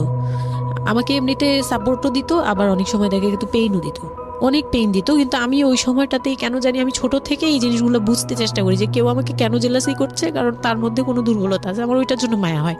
আমার কখনো এইটা মনে হয় না যে সে কেন জেলাসি করবে, আমি তার সাথে এখন কোচাকুচি করবো, মানে এই টাইপের মেন্টালিটি আসে না আমার। কেন জানি মনে হয় এই জায়গাটা যদি শুধরানো যেত, তাকে যদি একটু বোঝানো যেত আমি তাকে খুব ভালোবাসি বা আমি তাকে কিছু হেল্প করতে চাই, এরকম মনে হতো। তো ওই দিক থেকে আমি কিচ্ছু বলতাম না, কিন্তু সে আমাকে খুব পেইন দিত। কথাবার্তা এটা সেটা, উনি অনেক সিনিয়র পার্সন ছিল, তো কোনো গেস্ট আসলে আমাকে কিভাবে ছোট করবে, কিভাবে আমাকে অপমান করা যায়, কিভাবে কি দিয়ে, এগুলো নিয়ে সবসময় ইয়ে করতো। ওই দিকগুলো খুব পেইনফুল ছিল। তো ওগুলো যখন শেষ করলাম, মানে আমার যাকে বলতাম মাঝে মাঝে দুই একটা কথা, এগুলো নিয়ে সে আবার মানে মানে এখানে সেখানে বলে আরো ব্যাপারটাকে বড় বানাতো। তো আমি তখন বুঝতাম না, এখন বুঝি। তো এর মাঝখানে হলো কি, আমি প্রেগনেন্ট হলাম। না না, বিয়ের 1.5 মাস পরে আমি হচ্ছে কক্সবাজার যাব। আচ্ছা। আমার হাজবেন্ড বলতেছে যে ঈদ চলে আসছে, তুমি ঈদের মধ্যে কিছু না নিয়ে আসো, ঈদের পরে আমরা কক্সবাজার যাই, এখানে কোনো খরচ টরচ যাতে আমাদের না হয়, হ্যাঁ, এই জন্য আমরা কিছু কিনবো না। আমি বলছি আচ্ছা ঠিক আছে। তো তখন হচ্ছে বসুন্ধরা সিটি মার্কেটটা হচ্ছে নতুন হয়েছে। তো উনি বলতেছে আমরা বসুন্ধরা সিটিতে যাব শপিংয়ে, কিন্তু উনি যেটা বলতেছে যে আমার মানে বসুন্ধরা সিটিতে যাবে, কিন্তু আমাকে যে কিছু কিনে দিবে না এটা আমি জানতাম না। তো ওনার সাথে আমি গেলাম, প্রায় 20 থেকে 25 হাজার টাকা শপিং করলো। ওগুলা হচ্ছে সব ওনার বোন জামাই, বোনের বাচ্চা কাচ্চা, মানে ফ্যামিলির জন্য আর কি, ভাই বোন। আমিও পছন্দ করে করে কিনলাম সবার জন্যই যা যা লাগে। কেনাকাটার পরে আমি তো তখন ছোট মানুষ, তখন তো আমার 13-14 বছর বয়স। তো আমি কখনো এমন হয়নি যে আমি ঈদে জামা কাপড় নিইনি বা জামা কাপড় নতুন জামা কিনিনি, এরকম কখনোই হয়নি। তো ওইটা আমার বিয়ের ফার্স্ট ঈদ। তো আমার একটা শখ ছিল কি যে অন্তত একটা কটন ড্রেস হলেও আমি পাবো, এরকম একটা ইয়ে ছিল আমার ভিতরে, যে না আমাকে কি আর না দিবে নাকি, বলছে দিবে না, হয়তো বা ভালো কিছু দিবে না, হয়তো নর্মাল কিছু হলেও আমাকে দিবে, ঈদে তো আর পুরনো জামা পরে থাকবো না। তো আমার এরকম ধারণা ছিল। ও পুরো শপিংটা শেষ করলো সারাদিনে, আমি রোজা রেখে পুরো শপিংটা করলাম খুব চয়েস করে করে। লাস্ট মোমেন্টে যে সে আমাকে নিয়ে চলে আসতেছে, যখন সে আমাকে নিয়ে রওনা দিল, মানে আমার মনটা খারাপ হয়ে গেল। আমি কিচ্ছু বলিনি, প্রথম ঈদ এটা, তো আমি কিচ্ছু বলিনি। such a idiot, মানে nothing to say, মানে স্পিচলেস টোটালি। হ্যাঁ, পরে উনি কিচ্ছু কিনে দিল না আমাকে, তখন আমি না মনটা খারাপ হলো আমার, কারণ স্বাভাবিক এটা, আমার এখনকার বয়স হলে হয়তো হাইড করতে পারতাম, আমি এখনো পারি না। সত্যি কথা বলতে আমি কখনোই নিজেকে হাইড করতে পারিনি, এখন তো তখন তো আরও পারতাম না। তো উনি আমাকে করলো কি, যে আসার সময় বলতেছে যে একবারে নিচে, তখন বলতেছে তোমার কি মন খারাপ? আমি বলছি যে না, আমি তো কিছু নেই নাই, ঈদের দিন কি পরবো? তো বলতেছে তোমার তো অনেক ড্রেস নিয়ে আসছো, ওগুলা থেকেই পরো, ওগুলাই তো এখনো পুরোনো হয়নি, এখন দরকার কি আছে কেনার? বলে তারপরে চুড়ি দেখলো, চুড়ি দেখে আমাকে 2 মুঠ চুড়ি কিনে দিল 200 টাকা। এই ছিল আমার ঈদের মানে ফার্স্ট অ্যান্ড লাস্ট, এইটাই ছিল আমার শপিং, আর কোনো কিচ্ছু কিনে দেয়নি সে আমাকে। তো বাসায় আসলাম, বাসায় আসার পরে তার ভাই বোনরা বলতেছে যে সবার জন্য কিনছেন, ওর জন্য কিছু নেন নাই। সে আমাকে মানে তার ফ্যামিলি থেকে আমাকে সেভ করবে কি, সে আমাকে বরঞ্চ বলতেছে যে ওরে কি কিনে দিব, ওর বাসা থেকে আমারে কি দিছে যে আমি ওকে কিনে দিব। তখন আমি বুঝলাম যে ও আচ্ছা, সে কিনে দেয়নি। হ্যাঁ, তো আমি আর বাসায় কিন্তু কিছু বলিনি বা বাসায় যাইও নাই। এর মধ্যে বাসা থেকে আসলে সামর্থ্য কি ছিল আপনার ফ্যামিলিকে, মানে কিনে দেওয়া হয়েছিল কি ঈদের প্রথম দিন জামাইকে কিছু কিনে দেওয়া বা এরকম কোনো কিছু? হ্যাঁ, এটা করেছিল চান রাতে, একবারে লাস্টের দিকে শপিংটা হয়েছে তার আগে। তো সে এটা বলে ফেললো প্রায় 20 রোজার পরে এই ঘটনা আর কি। তো একবারে চাঁদ রাতের দিন আমার ভাই আর কি একটা পাঞ্জাবি গিফট করলো তাকে, আর সে আমাকে আর কিছুই দিল না। হ্যাঁ, সে ভাবতেছে যে আমি বুঝি বাসায় জানানোর পরে তখন এটা করছে। হ্যাঁ, তখন গিয়ে আরো খেপে গেল যে আমি নাকি বাসায় জানাইছি, তাকে ছোট করলাম এই জন্য। কিন্তু আসলে মানে সত্যি কথা বলতে যে আমি কিছুই বলি নাই, আমার মুখ দিয়ে তখন কথাই আসতো না, আমি ম্যানেজ কি করব, আমার তো কিছুই মাথায় থাকতো না তখন আমি তো পুরো মেন্টালি একটা ইয়েতে ছিলাম। তো আমার এমনও মনে হয়েছিল তখন, মানে ওই মাসখানিক যে সে আমাকে ওই ফিজিক্যাল টর্চারগুলো করতো, তখন আমার এমনও মনে হয়েছিল যে আমি এক কাজ করি, বের হয়ে কোথাও চলে যাই, মানে অজানার উদ্দেশ্যে কোথাও চলে যাই। যদি আব্বুর এই অবস্থা না থাকতো হয়তো আমি করতাম এটা। সত্যি কথা বলতে একমাত্র আব্বুর কথাটা যখন মনে আসছে, চোখে ভাসছে যে আমার আব্বু তো মরে যাবে, তখন গিয়ে আর এটা করতে পারিনি, নয়তো ঠিকই আমি বের হয়ে যেতাম। তো ঈদ আসলো, ঈদের পরের দিন কক্সবাজারের উদ্দেশ্যে রওনা দিল। আর তার একটা অভ্যাস ছিল যে সে কিছু দিলে বা করলে বা আমার জন্য যদি সে 2টা টাকাও খরচ করতো, এটা খুব হাইলাইট করতো, সবার সামনে তুলে ধরার জন্য চেষ্টা করতো। কক্সবাজার যাবে, সে খুব মানে ঢোল পিটাচ্ছে যে আমাকে নিয়ে কক্সবাজার যাচ্ছে, কিন্তু শপিং করে দেয়নি, এটা আবার হাইক করতেছে। আচ্ছা, যাই হোক, ওই সব বলতে গেলে শপিং এর টাকা সেভ করে আমাকে কক্সবাজার নিয়ে যাচ্ছে। তো গেলাম কক্সবাজারে, সেখানে গিয়ে আরেক ধাক্কা খেলাম, যে কক্সবাজার যাওয়ার পরে প্রথম রাত মোটামুটি ভালো ছিলাম, পরের দিন সকালে সে আমার সাথে মানে এমনভাবে মানে ফিজিক্যাল রিলেশন করতে চেয়েছে যেটা সম্পর্কে আমি অবগত ছিলাম না, মানে আমি জানতাম না যে এরকম কিছুও হয়। তো এক সময় সে আমার হাত পা জোরাজোরি করে ধরে, মানে প্রায় হাত পা বাঁধার মতো জোরাজোরি করে সে আমার সাথে ওই রকম কিছু করতে চায়। তখন আমার মানে আমি খুব বাধা দেওয়ার পরে বা চিল্লাচিল্লি করার পরে সে আমার গায়েও হাত তুলে 2-3টা চট থাপ্পড় দেয়। আপনাদের মধ্যে সম্পর্কের জায়গাটা কি আপনি তখনও কি ওনাকে আপনি করে বলতেন? হ্যাঁ, আমি এখনো স্টিল নাও। তার মানে বিষয়টা এরকম হয়ে গেছে যে ওই দূরত্বটা বিয়ের পরে ছিল, এবং সেই দূরত্ব থাকা অবস্থায় ও এই জিনিসগুলো প্র্যাকটিস করে যাচ্ছে ওর মতো করে। এবং সেখানে যখন ও সাকসেসফুল হতে না পারছে, তখন সে আপনার গায়ে হাত তুলছে, তাই তো? সেটাই। হ্যাঁ, তারপর আর সবচেয়ে বড় কথা হচ্ছে সে তার জায়গাটা, সে তার চাওয়াগুলো সব পূরণ করতেছে, বাট আমার দিকটা দেখছে না। এবং সে যে শুধু আমার না, মানে সে মানুষটাই এমন, আগে বুঝি নেই, পরে অনেক ধীরে ধীরে গিয়ে পরে বুঝতে পেরেছি যে উনি সম্পূর্ণ সেলফ সেন্টার, মানে নিজের যেটা অধিকার সেটা সে আদায় করে নিবে, তার বাকিগুলো নিয়ে তার কোনো মাথা কি হচ্ছে বা কার কি হচ্ছে এটা দেখার বিষয় না, এই টাইপের মেন্টালিটি। তো এইগুলো করার পরে আমার মানে খুব পেইন হলো, আমার খুব কষ্ট হলো যে আমি কবে আবার ঢাকায় যাব, একটা পেইন। ওটা কি জীবনে প্রথম কক্সবাজার যাওয়া? হ্যাঁ, ওটা আমার লাইফে ফার্স্ট। চিন্তা করে দেখুন, এক ধরনের হানিমুনি বলা চলে ওদের জন্য। হানিমুনি করা হয়েছিল, কিন্তু ওটা আমার জন্য হানিমুন ছিল না, অন্য কিছুই ছিল। আচ্ছা, খুব পেইনফুল ছিল। ওকে। যাই হোক, আমি খুব ভয়ে ছিলাম যে এখানে আমাকে মেরে ফেললেও কেউ জানবে না, এরকম একটা ফিল ছিল আমার ভিতরে। চিন্তা করতে পারেন, প্রত্যেকটা মোমেন্ট একটা মানুষ, একটা মেয়ের সাথে, একটা ছেলের সঙ্গে বসবাস করছে একটা মেয়ে, এবং তাদের স্পেশাল মোমেন্টসগুলো তার জন্য ভীতির কারণ। সে হয়তোবা তখন এরকম মানে চিন্তা করছে যে এই স্পেশাল মোমেন্টটা যেন না আসে, ওর সঙ্গে স্পেশাল টাইমটা যেন আমি না হয়, রাত যেন না হয়। বিষয়গুলো তো এরকমই ছিল, কারণ ওর জন্য কিন্তু এগুলো অনেক ভয়ানক রকমের টর্চার। হ্যাঁ, তারপর আর আমার সাথে যারা ছিল, মানে ফ্যামিলি তো 2টা গিয়েছি আমরা, মানে আমার হাজবেন্ড আমাকে নিয়ে গেছে, আর হচ্ছে আমার চাচাতো বোনের রিসেন্ট বিয়ে হয়েছিল, চাচাতো বোনের হাজবেন্ড আর চাচাতো বোন, ওরা 2জন গিয়েছে। কিন্তু ওরা ওদের মতো ছিল, আমরা আমাদের মতো ছিলাম, এরকম আর কি। তো ওইভাবে আর আমাদের সাথে ইয়ে করা হয়নি যে একদম সব বিষয়ে ডিটেলস বলা। আর আমার চাচাতো বোন আমার অনেক বড় ছিল, যার কারণে আমি আপুকে বলতাম না, লজ্জা পেতাম। তো ওই দিক থেকে 3 দিন পরে 4 দিনের দিন আমি খুব জেদাজেদি করে, মানে কান্নাকাটি করে চলে আসবো করতেছি, কিন্তু আমাকে কেউ আর জিজ্ঞেস করতেছে না যে কেন। মানে আমার বোন জামাইও বিষয়টা খেয়াল করেনি, আমার বোনও খেয়াল করেনি যে আমি কেন বারবার চলে আসতে যাচ্ছি।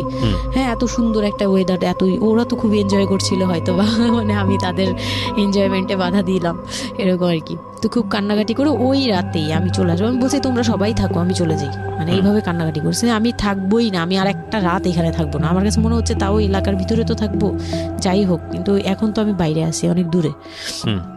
আমার কাছে এরকম মনে হচ্ছিল যে আমি যদি মরে যাই, আমি যদি যে কোনো সময় মারা যাবো, এরকম মনে হচ্ছিল। তো আমি ওই সময় বলাতে ওরা সবাই মিলে চলে আসছে, সবার মন খারাপ যে আমার জন্য চলে আসতে হলো তাদের। তো ঢাকায় আসলাম। ঢাকায় আসার পরে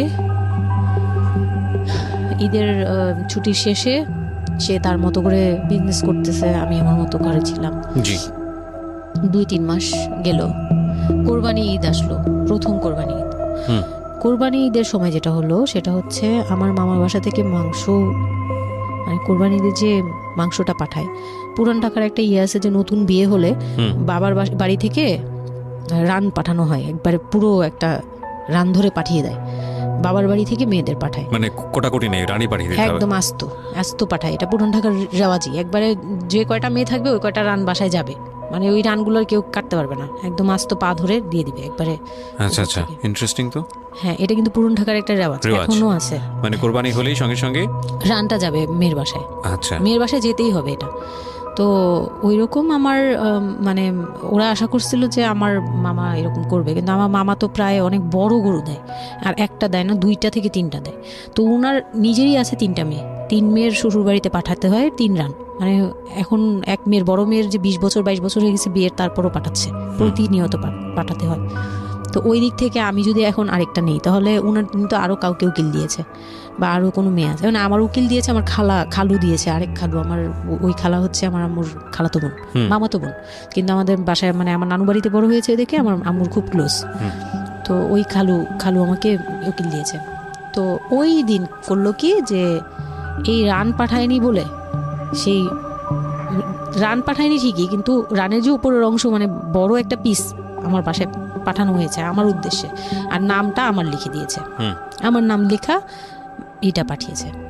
তো ওই মাংসটা রেখে যখন চলে গেছে না আমার ভাই, তার ছোট বোন, আমি তখন মানে দেখলাম যে মানুষ কতটা হিংস্র হলে পরে এরকম ফেস হয়।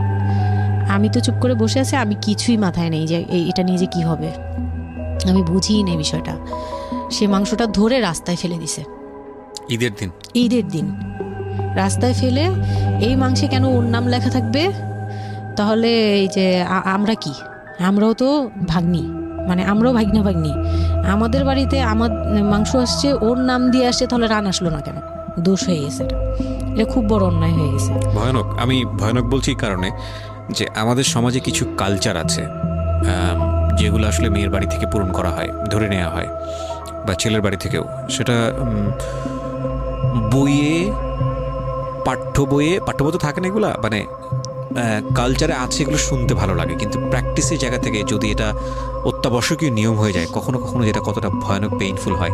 কান্ট ইউ এভার ইমাজিন যে বাবার সামর্থ্য নাই, তারপরে তাকে চিন্তা করতে হচ্ছে যে আমার মেয়ের বাড়িতে একটা রান পাঠাতে হবে, আমার কোরবানি দেওয়ার সামর্থ্য নাই, এই রান পাঠানোর জন্য আমাকে কোরবানি দিতে হচ্ছে। মানে আমাদের এই ব্যাড প্র্যাকটিসগুলা কতটা ভয়ানক হয়ে গেছে আমাদের সমাজে, এবং ইনফ্যাক্ট এগুলো নিয়ে কেউ কখনো কথা বলে না।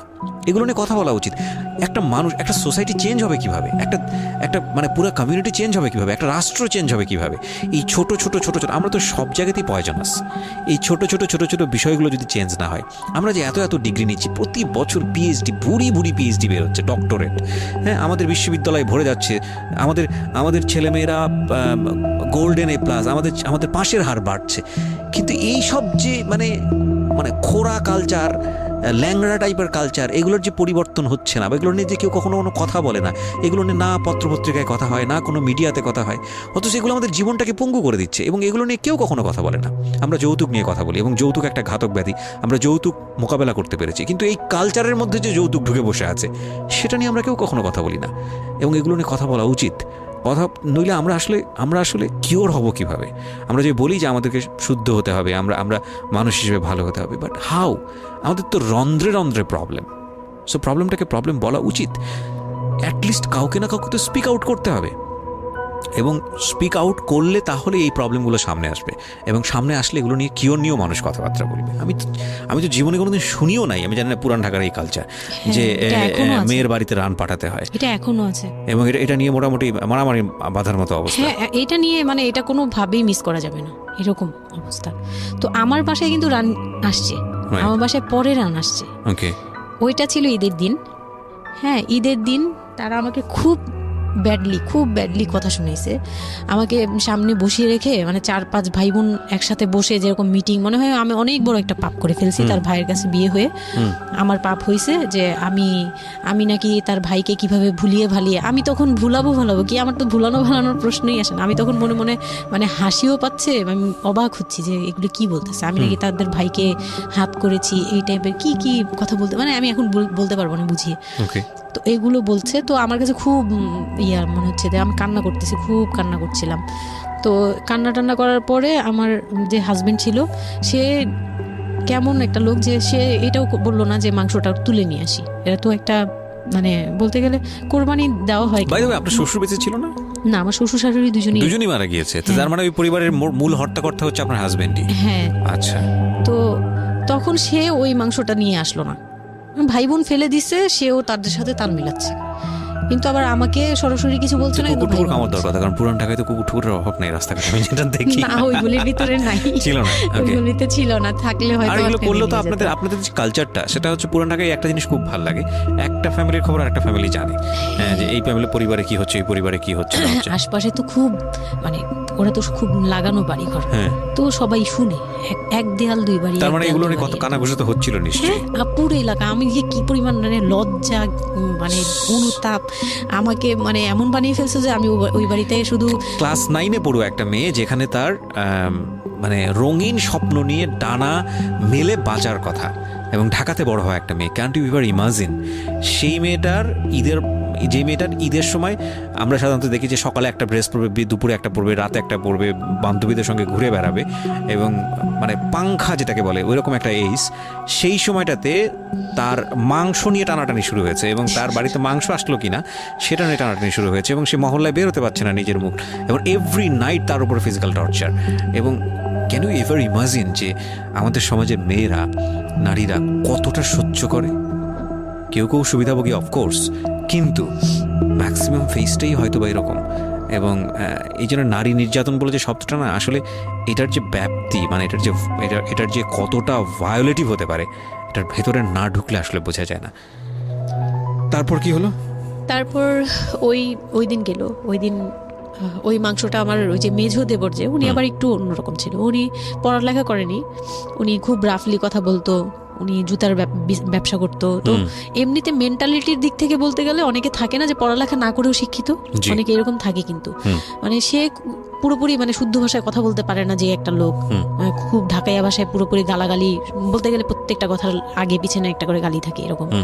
কিন্তু তারপরেও না তার মেন্টালিটি আমার ভালো লাগতো। ইভেন নাও আমি এখনো চিন্তা করি যে আমার ওই ভাইয়া অনেক ভালো, হ্যাঁ, ওই দিক থেকে।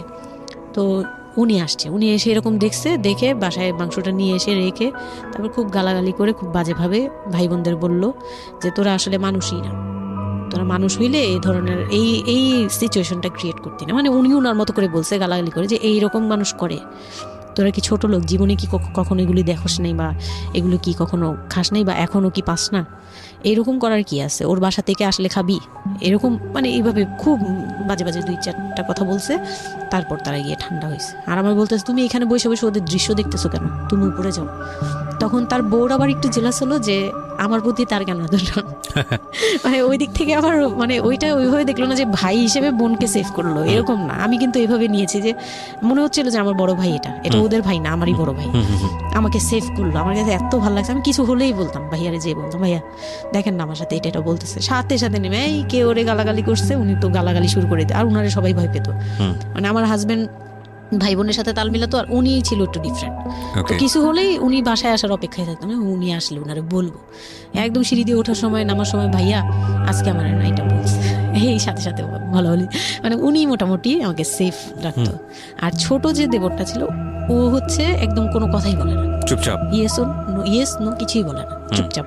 সে আবার ছিল স্কুল টিচার, ওই পুরো ফ্যামিলিতে ওই এডুকেটেড ছিল, মাস্টার্স কমপ্লিট করা আর কি। ও একটা খুব ভালো সাইড বেছে নিয়েছে যে কথা বলে এখানে লাভ হবে না। হ্যাঁ, সে একদম চুপ নিরপেক্ষ। কারণ তাদের সাথে বলতে গেলে ভাই বোনের সাথে দ্বন্দ্ব হবে, আমার সাপোর্টে যেতে গেলে একটা বাজে কিছু ক্রিয়েট হবে, আবার আমাকে বকা দিতে গেলে এটা অন্যায় হবে। সে ওটা বুঝতো, মানে আমি যা সবকিছু মিলে যেটা দেখলাম যে এটার জন্যই সে চুপচাপ থাকতো। তো মানে উকিল মা যে ছিলেন আমার খালা, উনি কোরবানি দিয়ে পরের দিন রান পাঠাইছে। পরে এই রান পাঠানোর পরে আমার ওই যে মেজো দেবর যে ছিলেন তিনি তো আরেকটা দিল, মানে আরেক ধোলাই দিল সবাইকে, ছোট লোক।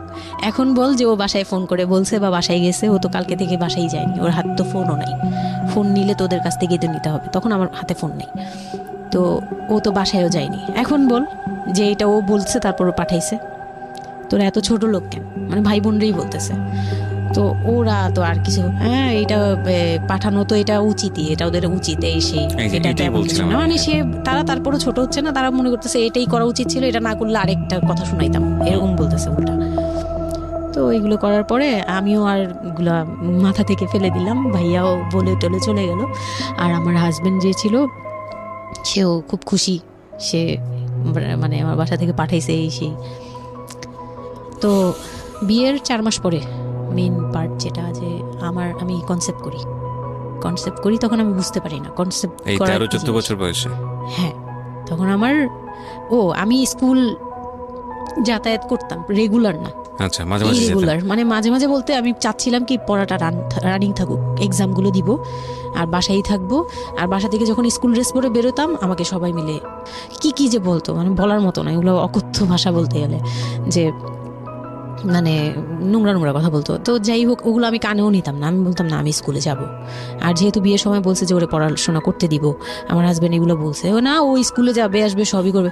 পরে গিয়ে বলে কি তুমি বাড়ির বড় বউ, তুমি যদি স্কুল ড্রেস পরে স্কুলে যাও কেমন দেখা যায়? আমি তো বোরকা পরতাম। তো বলে না স্কুলে গিয়ে তো তোমার বোরকাটা খুলতে হয়, অ্যাসেম্বলিতে দাঁড়াও, ওই যে পিটি করো তোমরা, এগুলো তো আশপাশ থেকে দেখা যায়, এলাকার ভিতরে স্কুল। আমার অসম্মান, এটা তার অসম্মান। উনি পড়াশোনা করেছেন আপনার হাজবেন্ড? না, উনি ক্লাস 5 পর্যন্ত পড়ে আর পড়াশোনা করেন। রাইট, ওনার জন্য অসম্মানই হবে এটা। আমি ক্লাস 5 পড়ুয়া যারা আছেন বাংলাদেশ, তাদের সবার প্রতি রেসপেক্ট রেখে বলছি। ক্লাস 5 না, এনার ডিগ্রি পাস করা এরকম অনার্স মাস্টার্স পড়ুয়া এরকম অনেক ছেলেমেয়ে আছেন যারা এই ধরনের মানে আজগুবি ল্যাংরা টাইপ যুক্তি দিয়ে জীবনটাকে চালান। তাদের জন্য এটা আসলে অযুক্তি কি হবে, কিছু করার নাই। হ্যাঁ, তো আমি তখন চিন্তা করছি যে আমি স্কুলে যাব, তো মাঝে মাঝে করতাম কি একটু করেই মানে ম্যানেজ করে যাওয়ার চেষ্টা করতাম। বিষয়টা যদি এরকম হতে ধরেন, আমি জানি না, প্রথমত যেটা ঠিকই হয়নি, মানে কোনো কিছুই ঠিক হয়নি, শুনছি আর মেজাজ খারাপ হচ্ছে আসলে, মানে কোনো কিছুই ঠিক হয়নি। তারপরেও যদি খারাপের মধ্যে ভালোটা চিন্তা করি, যে ঠিক আছে এত কিছু, একটা মানুষের এত খারাপ, একটা দুটো দিক তো ভালো থাকতে পারে না। ওর ওয়াইফকে সে সাথে করে নিয়েছে, ঠিক আছে তোমার স্কুলে চলো আমি তোমাকে পৌঁছে দিয়ে আসি, স্কুলে পৌঁছে দিয়ে আসলো, স্কুল থেকে নিয়ে আসলো। কিছু জিনিস হয়তো ওনার আত্মসম্মানে লাগবে, যেহেতু উনি বেশি দূর পর্যন্ত লেখাপড়া করেনি, উনি অনেক কালচারের সাথে অভ্যস্ত না। এতটুকু হলেও তো ও নিজের মনটাকে বুঝ দিতে পারতো যে না আমার হাজবেন্ড আমাকে কেয়ার করে। মানে স্টুপিডিটির আর কি, মানে লিমিটলেস স্টুপিডিটি যাকে বলে। হ্যাঁ, তুমি অ্যাসেম্বলিতে দাঁড়াবে, সে কারণে তোমার লেখাপড়া বন্ধ, বদমাইশ। তারপর স্কুল বন্ধ করে দিল। না, তখন আমি কনসেপ্ট করি, আমি বুঝতে পারিনি, আমার তখন টেস্ট পরীক্ষা চলছে স্কুলে। তো পরীক্ষা দিতে দিতে আমার মানে শারীরিক পরিবর্তন খেয়াল করলাম, যে আমার বমি লাগতেছে খুব, মানে বইয়ের দিকে তাকাতে পারছি না, খাতার দিকে তাকাতে মানে মাথা কেমন করতেছে। তখন ক্লাস 9-এ। তখন আপনি জানেন না আপনি কনসিভ করেছেন? না, তখনও মানে এইটার সিমটম ফার্স্ট। তো এইরকম হওয়ার পরে রাতে 11:30 12টার দিকে আমি না খুব গড়াগড়ি করে কান্না করতেছি, জোরে জোরে, মানে খুব গড়াগড়ি করে জোরে জোরে কান্না করতেছে। আমার মাথায় নেই যে কে শুনতেছে কে না শুনতেছে এরকম। তো এটা দেখে তার বোন, যেটা বিয়ে হয়ে গেছে, সে আবার ছিল বাসায়, তো সে দেখে বলতেছে, সে আবার মানে খারাপ লাগছে তার কাছে, বলে চলো এক্ষুনি তোমার নিয়ে হসপিটালে যাব। হ্যাঁ, ওর কি হইলো হঠাৎ করে, কি খাইছিলা তুমি, কি উল্টাপাল্টা কিছু খাইছো কি না? সেই বলছি না, আমার কেন জানি অনেক পেট ব্যথা করতে, আমি পারতেছি না সহ্য করতে, পেট জ্বলতেছে আমার খুব। তো নিয়ে গেল ডাক্তারের কাছে। তখন ডাক্তার আমার নার্ভস দেখে বললো যে she is pregnant. But 100% confirm করতে পারবেন আল্ট্রাসাউন্ড না এমনিতে, তবে উনি আর কি উনার মতো করে বলছে। আর ওকে। তখন টেস্ট দিল একটা, যে রাতে নিয়ে যান, ইউরিন টেস্ট টাইপের একটা কিছু বাসায় করা যায়, ওই টাইপের একটা টেস্ট দিল। তো ওইটাই করলাম। বাসায় এসে করার পরে পজিটিভ আসছে, যেভাবে বলছে ওইভাবে করছি, করার পরে পজিটিভ আসছে। How do you feel? Positive আসার পরে মানে আমার কাছে যেটা মনে হচ্ছিল যে আমি মানে এতটা খুশি হয়েছি, আমি কিন্তু বিয়ে নিয়েও খুশি না, আমার মনে হচ্ছে এটাই আমার অ্যাচিভমেন্ট লাইফের।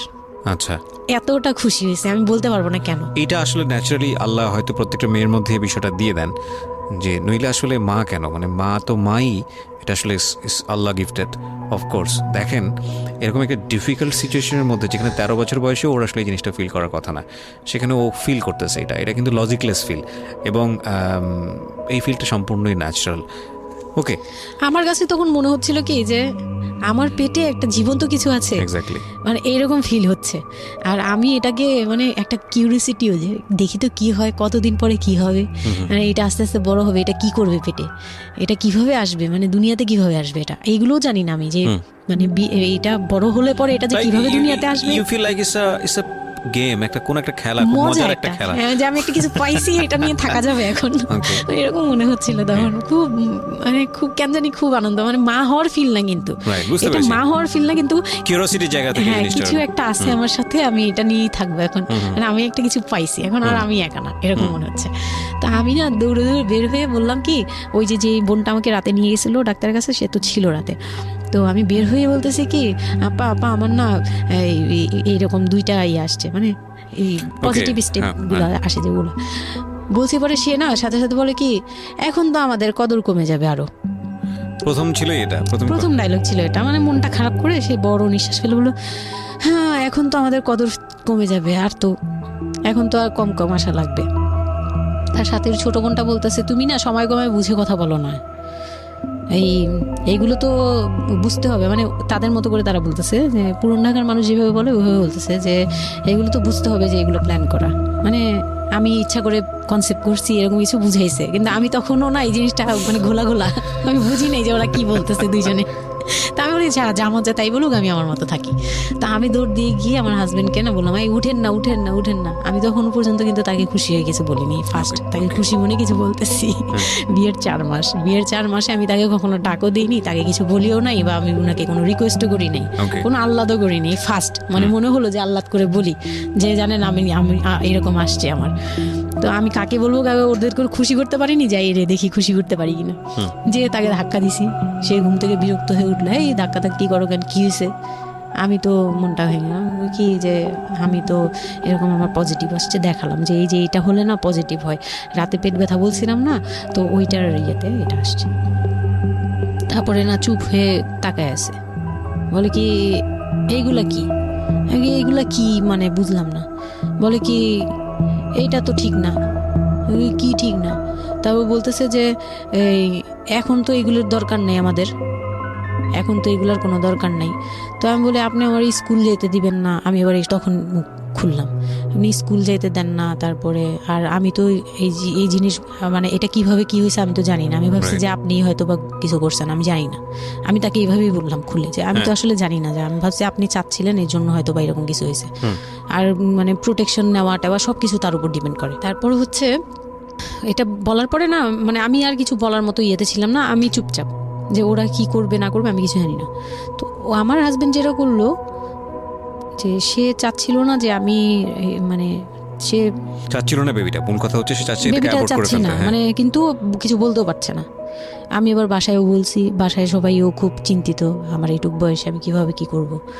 আর এদিক দিয়ে আমি এবার কিছুই বলছি না, আমি আমার মতো করে চলছি, নর্মাল লাইফ কাটাচ্ছি। আমার কোনো শারীরিক পরিবর্তন তেমন আসে নাই, সত্যি কথা বলতে শুধু একটু মানে কিছু খাবার আছে একটু বাজে লাগতো, এই ছাড়া আমার সবই নর্মাল। আমি নর্মাল ওয়েতেই আমি ওই ওষুধ খাচ্ছি রেগুলার, আর হাঁটাচলা করতেছি, লাফালাফি সিঁড়ি বাওয়া কোনো কিছুতেই আমার ইয়ে নেই। দাদা আছে ডাক্তার থেকেও কোনো ধরনের কোনো কন্ডিশন দেয়নি? না, ডাক্তার দিয়েছে, ডাক্তার ওই যে 2-1টা ওষুধ দিয়েছে। প্রথম কথা হচ্ছে ডাক্তার থেকে যে বাক্যটা আসলে ছিল যে এই 13 বছরের মেয়ের সাথে এটা কিভাবে হলো? ও ডাক্তার, হ্যাঁ। তখন যখন ফার্স্টে ওই দেখলো, তো উনি বললো যে এটা তো আসলে নষ্ট করাটা ওর জন্য রিস্ক। এক্স্যাক্টলি, মানে সব দিক থেকে তো রিস্ক। ডাক্তার যেটা বললো, যে জাফর ইকবাল আমার বাসার পাশেই ছিল উনি, তো উনি আমাকে যেটা বললো যে এই মেয়ের মানে রাখাটাও যেমন রিস্ক, ফেলে দেওয়াটা। আর যেহেতু মানে আল্লাহকে তো সবাই বিশ্বাস করি, তো বলতেছে যে যেহেতু আল্লাহ চাচ্ছে, যেহেতু এসেই পড়ছে, এটাকে নিয়ে আমরা মাতাবুরি না করি, যেহেতু রাখাও রিস্ক ফেলে দেওয়াও রিস্ক, তো রাখুক না। এটা এইভাবে আল্লাহকে নিয়ে বলা যাবে না, এমন বলছে, ভুল বলেছে না। উনি বলছে আর কি থাক ঠিক আছে, যদি ভাগ্যে থেকে থাকে তাহলে হবে। আর এই বয়সে হয়, কিন্তু এত অল্প বয়সে নেওয়াটা ঠিক না, উনিও এটা বলছে। তো ওইভাবে ইয়ে করার পরে তো আমি তো রাখছি ঠিকই, কিন্তু আমি তো মানে ওই সময়টা তো ভালোই গেছে। বাচ্চাটা হওয়ার পরে তো আমি বুঝতে পারছি যে আসলে এই জিনিসটা যে আমার পুরো কত বড় একটা ইয়ে ছিল। এখন আপনার হাজবেন্ড হ্যাপি না, সে চিন্তিত বিষয়টা নিয়ে। তারপরে কি হলো? তারপরে থেকে তার মধ্যে আমার মধ্যে একটা বিরাট গ্যাপ তৈরি হলো। সে আমার সাথে মানে টোটালি মিশে না। ওকে। ওই সময় থেকে যখন শুনলো, রাতে 3টা-4টা বাজেও আসে বাসায়, তার মধ্যে একদম পুরো চেঞ্জিং চলে আসলো হঠাৎ করেই। কি কারণে জানি না, মানে আমি নিজেও জানি না আমার কি ভুল ছিল বা কি, আমি নিজেও বুঝছিলাম না তখন। ওই সময় একদিন আসলো রাতে 3:30 না 3টার দিকে, হ্যাঁ 3টার পরে আর কি আসছে। আসার পরে আমি ওই দিন খুব খেপলাম যে প্রত্যেক রাতে আমি একটা অসুস্থ মানুষ, আমি রাত জেগে আপনার জন্য ভাত নিয়ে বসে থাকি, আপনি প্রত্যেক রাতে এরকম লেট করে আসেন, আমাকে গেট খুলে দিতে হয়, আমি ঘুম থেকে উঠেও গেট খুললে আমার খুব কষ্ট হয়, সিঁড়িটা বেয়ে নেমে আমার গেটটা খুলতে হয়, আমার ভয়ও লাগে, আমি কখনো বাসায় একা থাকিনি। ওই প্রথম মানে আমাকে সে চুলে ধরে সে টেনে ও সিঁড়ি দিয়ে নামাইছে, মানে নামায় সে আমাকে বের করে দিবে এখনই। হ্যাঁ, এত বড় ইয়ে হয়ে গেছে, সাহস হয়ে গেছে, এক্ষুনি বাসা থেকে বের হও। সে কিন্তু নেশাও করে নেই, কিচ্ছু না, সুস্থ একটা মানুষ এরকম করতেছে। তো তার ভাই বোনগুলো এসে বলতেছে আপনি কি মানুষজন কি বলবে, তারা মানুষজনের চিন্তা করতেছে, কিন্তু আমার যে টর্চার হচ্ছে এটা বলতেছে না। এইটা আরেকটা বিষয়, এই যে এগুলো বিষয় আসলে না আমার মেজাজ খুব খারাপ হয়ে যায়। যাই হোক, আপনি যদি আনছেন, আমি খুব সেন্সিটিভ একটা বিষয় একটু কথা বলতে চাই। সেটা হচ্ছে এই যে আপনারা যত মানুষজন চিন্তা করেন, নিজের ঘরের ভিতরে একটা মানুষ ঠিক নাই, এটা আমি আপনাদের কথা বলছি না, এটা বাংলাদেশের সামাজিক অবস্থার চিত্র। সেটা হচ্ছে আমরা নিজের ঘরের মধ্যে অনেক সময় দেখা যায় যে আপনারা যখন ঘরের মধ্যে একটা বিপদে পড়েন, আপনার চারপাশের লোকজনকে এসে আপনারা সেটা সলভ করে। তো ফার্স্ট আপনি ঘরের কথা আগে চিন্তা করেন, আপনার মেয়ে কীভাবে ভালো থাকবে সেটার কথা চিন্তা করেন, আপনার ছেলেটা কীভাবে ভালো থাকবে সেই কথাটা চিন্তা করেন। এতে যদি আপনার দুর্নাম হয়ও কিছুটা, সেটা আপনার ওভারলুক করা উচিত। বরং আপনি যাদের কথা চিন্তা করে এই ছেলে মেয়েদের প্রতি খারাপ আচরণ করতেছেন, আপনার ছেলে মেয়ে খারাপ থাকার কারণে একটা সময় গিয়ে সেটা আউটব্রাস্ট হবেই। যেই মান সম্মানের কথা আপনি চিন্তা করতেছেন, সেই মান সম্মান আরও বেশি পরিমাণে ক্ষতিগ্রস্ত হবে। আমাদের সমস্যাটাই হচ্ছে এই জায়গাটায়, আমরা চারপাশের ঘরের লোকজন কি মনে করবে সেটা চিন্তা করি, অথচ চারপাশের ঘরের লোকজন কারা বসবাস করে, কোথা থেকে আসছে, কি অবস্থা, সেই খোঁজ খবর আমরা রাখি না। কিন্তু আমাদের মান ইজ্জত তাদের হাতে। স্টুপিড মানে ফিলসফি নিয়ে আমরা আমাদের সোসাইটিতে চলি। This is very important thing, এবং এগুলোর পরিবর্তন হওয়া উচিত। তো তারপরে কি হলো? তারপর এই হলো ফার্স্ট এই গেল, এইটার পরে এরপর থেকে চলতেছে কন্টিনিউ, মানে এরকম আচরণই করছে সে আমার সাথে। একটু সময় 4 মাসের সময়টা খুব ক্রুশিয়াল একটা মোমেন্ট, খুবই ক্রুশিয়াল একটা। হ্যাঁ, সকালে উঠে আমার রুটি বানাতে হতো কন্টিনিউ। সে বাইরের নাস্তা খাবে না, তাকে রুটি বানিয়ে খাওয়াতে হবে। ওই অবস্থায় আমি মানে সকালে উঠে ঘুম থেকে উঠে রুটি বানাতাম, ওর ভাই বোনের জন্য, ওর জন্য, সবার জন্য বানাতাম। এটা না আমাদের সমাজের ছেলেরা না বুঝতেই চায় না, এবং এটা নিয়ে আমাদের কোনো শিক্ষা নাই। আসলে আমি মানে দেখলাম যে এতটা বর্বর কিভাবে। আমি আমার নিজেকে জড়িয়ে ওই কথাটা বলছি, কারণ আমি তো নিজেও বাবা হয়েছি, আমি নিজে থেকেও বুঝি জিনিসটা। মানে এই যে পরিবর্তনটা সমাজ, মানে পরিবারে যখন নতুন একজন সদস্য আসে, সবচেয়ে বড় প্রেশারটা ফিল করে হচ্ছে মা, কারণ তার লাইফ রিস্ক হয়ে যায়। কিন্তু এখানে বাবার যে দায়িত্বটা, খুব মজার বিষয় হচ্ছে, আমি আমার নিজের এক্সপিরিয়েন্সের জায়গা থেকেই বলতেছি, যে বাবার দায়িত্বের জায়গাটা বোঝা শুরু হয় সন্তান দুনিয়াতে আসার পর থেকে, এবং তাও ইমিডিয়েটলি আসে না। সন্তান একটু করে বড় হচ্ছে, অ্যাটাচমেন্টটা হচ্ছে, যখন নড়াচড়া সামনে দিয়ে নড়াচড়া করতেছে, একটু মিস হচ্ছে, দূরে থাকতেছে, তারপরে কি মানে সন্তান যখন প্রাপ্তবয়স্ক 1 বছর 2 বছর বয়স, ওই সময় বাবা ফিলটা আসে, তুলে দেয়, তখন তখন হচ্ছে বাবা ফিলটা পায়। তার আগ পর্যন্ত বাবা বুঝতেই পারে না, তো মনে আসলে কি বাচ্চাটা আমার কোত্থেকে আসলো, এই সত্য ফিলটা এরকম থাকে। এটা খুব ন্যাচারাল একটা ফিল, কিন্তু এই ন্যাচারাল ফিলটার সুযোগ নিয়ে অনেক সময় আমরা একটা অবুঝের মতো আচরণ করে ফেলি, ভয়ানক বাজে আচরণ করে ফেলি। ইয়ে থাকে, মাত্রা থাকে, যেমন আপনি কতটুকু মানে কতটুকু কেয়ারফুল ছিলেন, কতটুকু ছিলেন, এটার কিন্তু একটা লেভেল আছে, পার্সেন্টেজ আছে, এবং এটা নিয়ে শেখানো উচিত আমাদের মানে এডুকেশন সিস্টেমের মধ্যে তো নাই। এবং আমরা জানি না ম্যারেজ কাউন্সিলিং বলে অনেক একটা বিষয় আছে, এগুলো তো আমাদের প্র্যাকটিসে নাই, কোনোভাবে নাই। এগুলো তো আমাদের কাছে চিন্তাই করে না, বিলাসিতা এবং আমাদের রাইট। এবং বাবা যিনি, একটা হচ্ছে যে মা হওয়ার একটা প্রিপারেশন দরকার আছে, মেন্টাল প্রিপারেশন, একটা বাবা হওয়ার জন্য একটা মেন্টাল প্রিপারেশন দরকার আছে। আমাদের সমাজে এটা টোটালি মিসিং। আমরা এই নারী দিদিদের কাছ থেকে যে গাইডটা পেয়ে আসছি, সেটা না বুঝে না শুনে প্র্যাকটিস করেছি।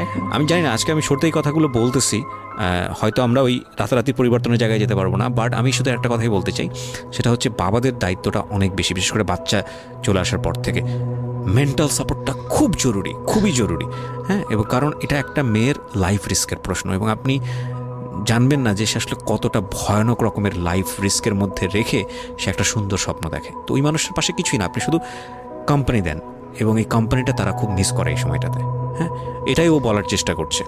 তারপর হচ্ছে যে আমার বেবি হলো হসপিটালে যখন মেয়ে হলো, তো এই রুমটাতে ঢোকার পর্যন্ত আমি খুব ইয়েতে ছিলাম, মানে রুমটাতে যখন ঢুকি তখন আমি কান্না করছিলাম, খুব ভয় ছিল যে হ্যাঁ, তখন মনে হচ্ছিল যে আমি মরেই যাই নাকি, এরকম মনে হচ্ছিল।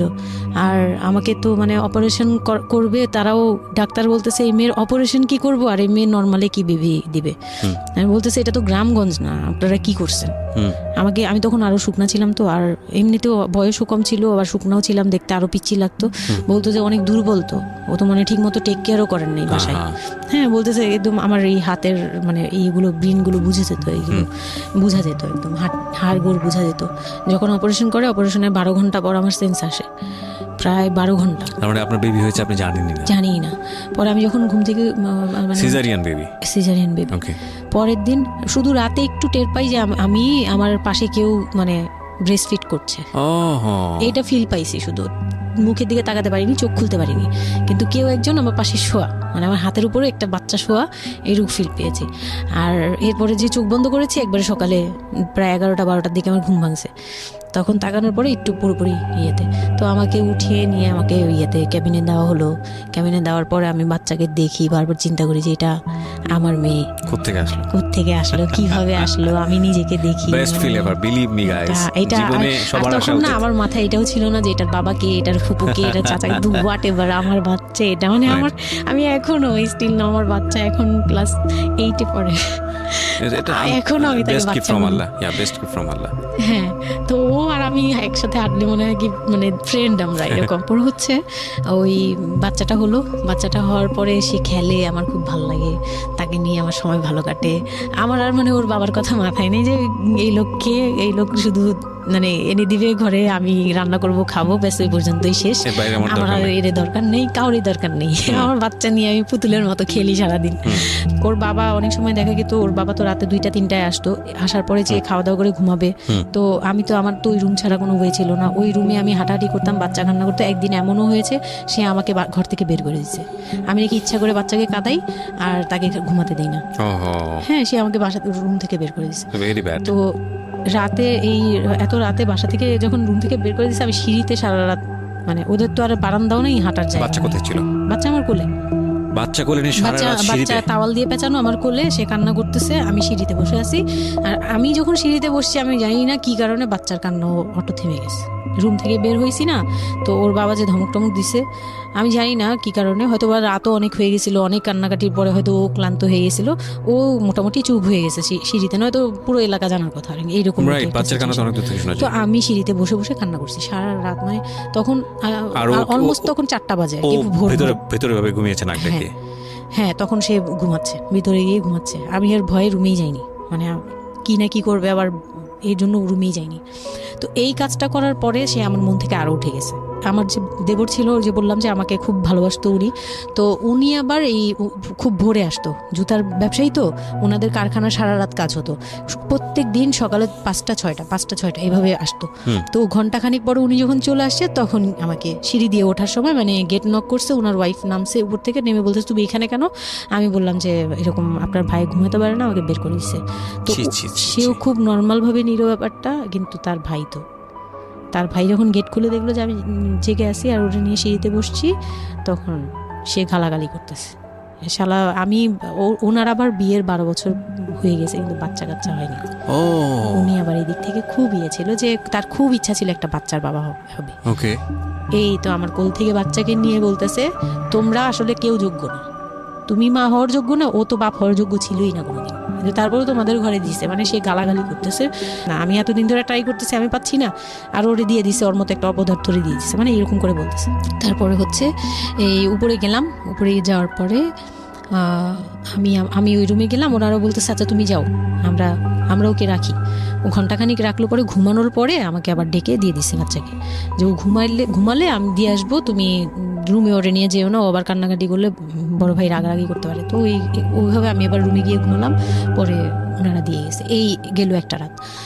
তারপর আমার বাচ্চাটা যখন 3-4 বছর হয়, মানে এইভাবে বাচ্চা কোলে আদর করতো, বাচ্চা নিত, কোলে নিত না, বাচ্চা কোলে নিতে পারতো না।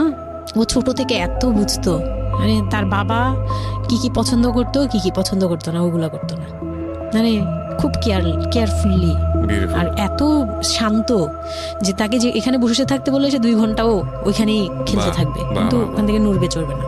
তো আমি চিন্তা করে দেখলাম কি আমি ইম্যাচিউর মাদার, তো হয়তো বা সৃষ্টিকর্তা এর জন্যই আমাকে এরকম একটা ভেবে দিয়েছে যে ওই তোমাকে বুঝুক। ইভেন নাও, মানে এখন যে ও এত বড় হয়ে গেছে, তারপরেও আমাকে অনেক কিছু বুঝায়, মানে সে আমার চেয়ে ভালো বুঝে, আমি বুঝি। তো যাই হোক, ও যখন 3 বছর হলো, 3 বছর 3.5 বছর, তখনই আমি তাকে স্কুলে দিব। এডিট পার্ট আর 15 মিনিট আছে।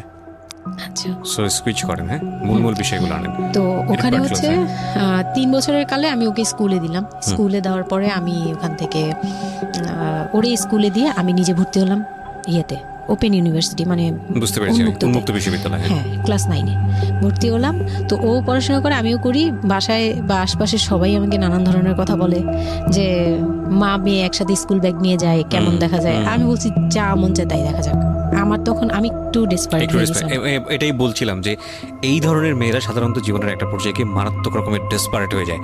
এটা শুধু মেয়েরা বলবো না, মানুষ বলবো আমি। তো আমি নিজে ইংলিশ মিডিয়ামে পড়ছি, তো মানে খুব বেশি বয়সগুলো পার হয়, ভালো লাগে না। তো বাংলা মিডিয়ামে দিলাম। শিশু শ্রেণী থেকে 1-এ উঠে গেল 4 বছর বয়সে। এইভাবে করে সে উঠতেছে, মানে সে খুব ভালো রেজাল্ট করে। আমারও খুব মজা লাগতে লাগলো। আমি তাকে পড়াই, নিজে পড়ি। দুইজন মামে মিলে ওকে স্কুলে দিয়ে দেখা যায় আমি আমার কোচিংয়ে যাই। আমি আবার কোচিং করা শুরু করলাম। তো সেও খুব মজা পেত যে তোমার ব্যাগ আর আমার ব্যাগ, মানে ওয়েট করতো। খুব মজার একটা সময় ছিল যে দুইজনের টিফিন নিয়ে যাচ্ছি। তো আমরা খুব মজা করে এরকম ক্লাস করতাম। ওর বাবার মাঝখানে একটু জেলাসি হলো, মানে মাঝে মাঝে খুব জেলাসি করতো। তো এইগুলো নিয়ে একটা পর্যায়ে যে বিয়ের প্রায় 6 বছর বা 7 বছর কালে তার বাবা এমনভাবে একটা লোন করলো, 8 লাখ টাকার একটা লোন করলো। আমি এটা বুঝতে পারিনি, আমি তখন মাত্র এসএসসি পাস। রিপন? হ্যাঁ, 8 লাখ টাকার লোন। 8 লাখ টাকার লোন ব্র্যাক ব্যাংক থেকে। ওকে, 8 লাখ টাকার একটা লোন করলো। আমি তখন জুয়া খেলে একদম কঠিন, তখন সে চরম পর্যায়ে চলে গেছে। বুঝে গেছে যা হওয়ার। বলেন তারপরে? পরে গিয়ে সে করলো কি, 8 লাখ টাকার একটা লোন নিবে, এটার জন্য বোর্ড সিগনেচার নাকি লাগে। আমি এটা জানতাম না।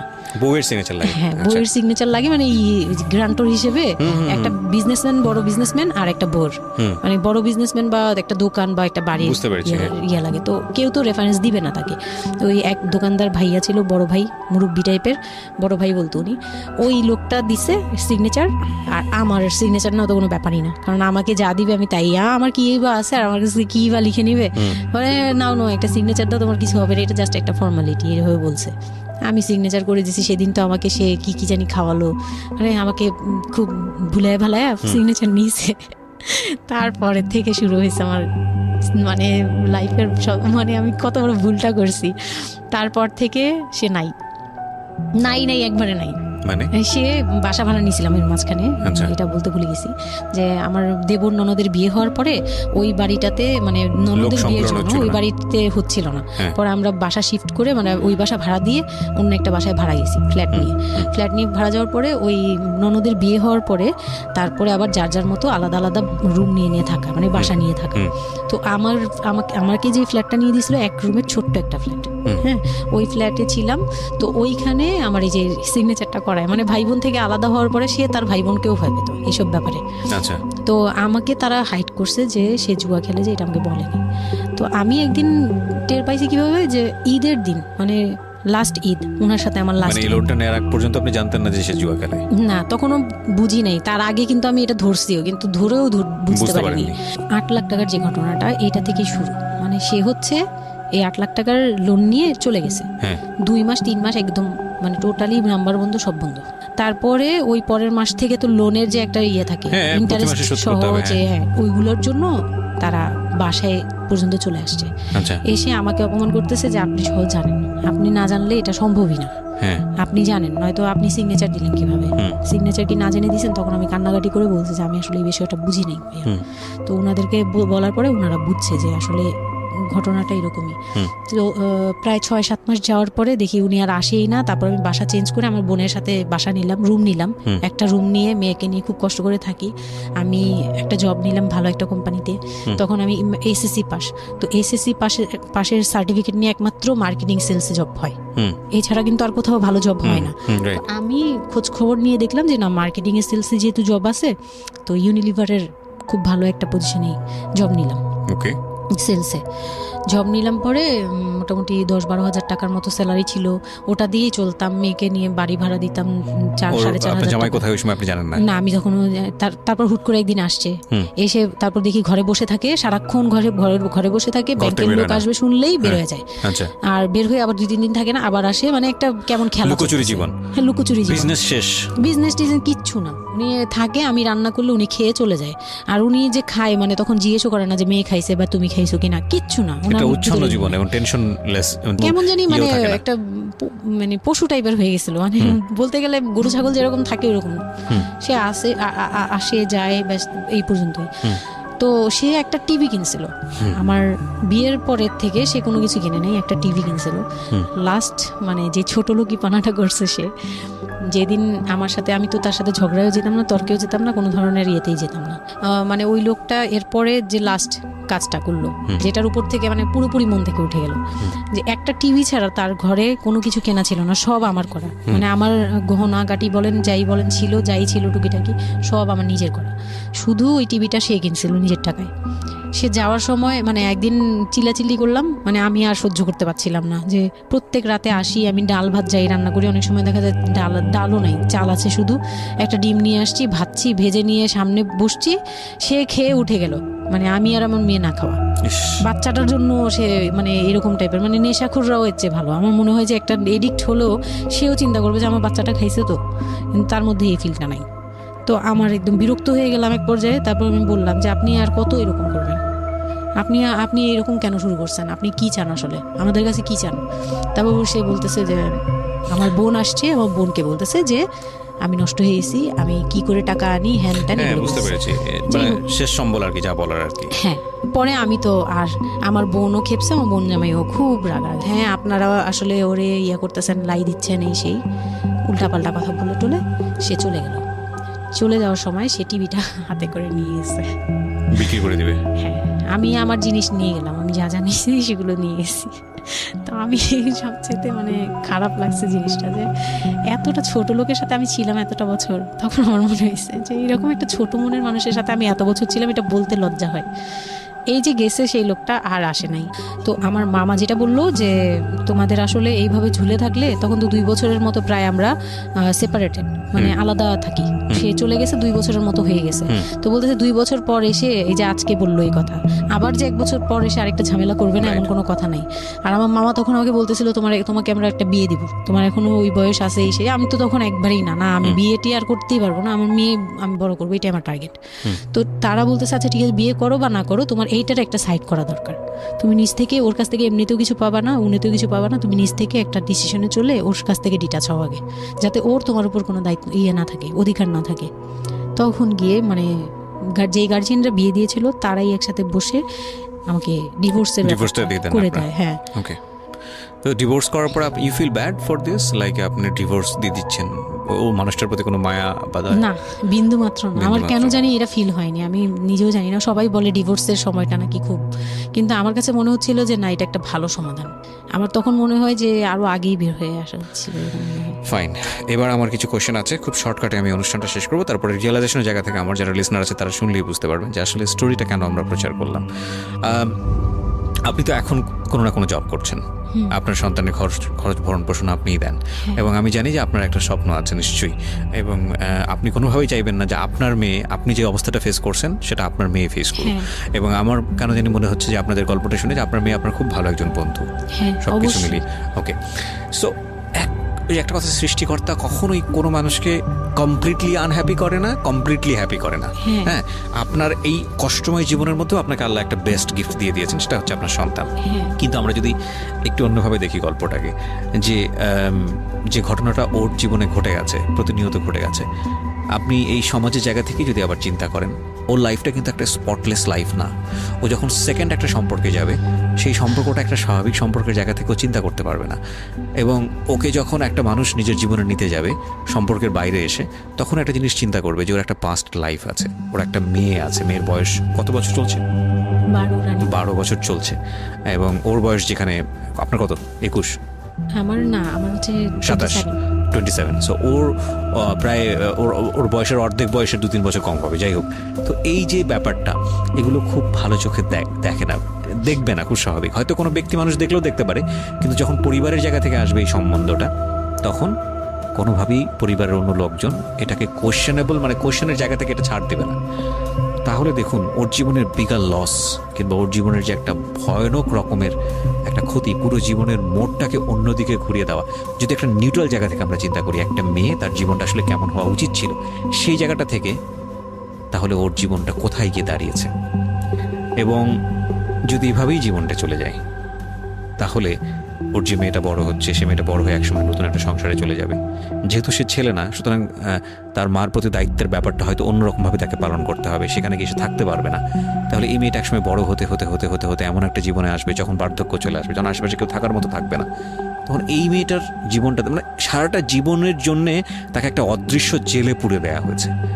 পরিবার তাকে যে বিয়েটা দিয়েছিল অল্প বয়সে, সেটা পারিবারিক এক ধরনের সিদ্ধান্তের জায়গাটা থেকে সবাই মনে করেছিল এতে মঙ্গল হবে, কিন্তু আলটিমেটলি মঙ্গল তো হয়নি। উল্টো যেটা হয়েছে সেটা যদি জানতো আগে থেকে, তাহলে কেউ এই মঙ্গলটা করতে চাইতো না। কিন্তু এগুলো কিন্তু একেবারে আমাদের প্রত্যেকটা জায়গা থেকে আমরা কিন্তু সবাই বুঝি যে বয়সের ডিফারেন্স থাকলে কি হতে পারে। ভাই, এটা তো হিন্দি সিরিয়াল না।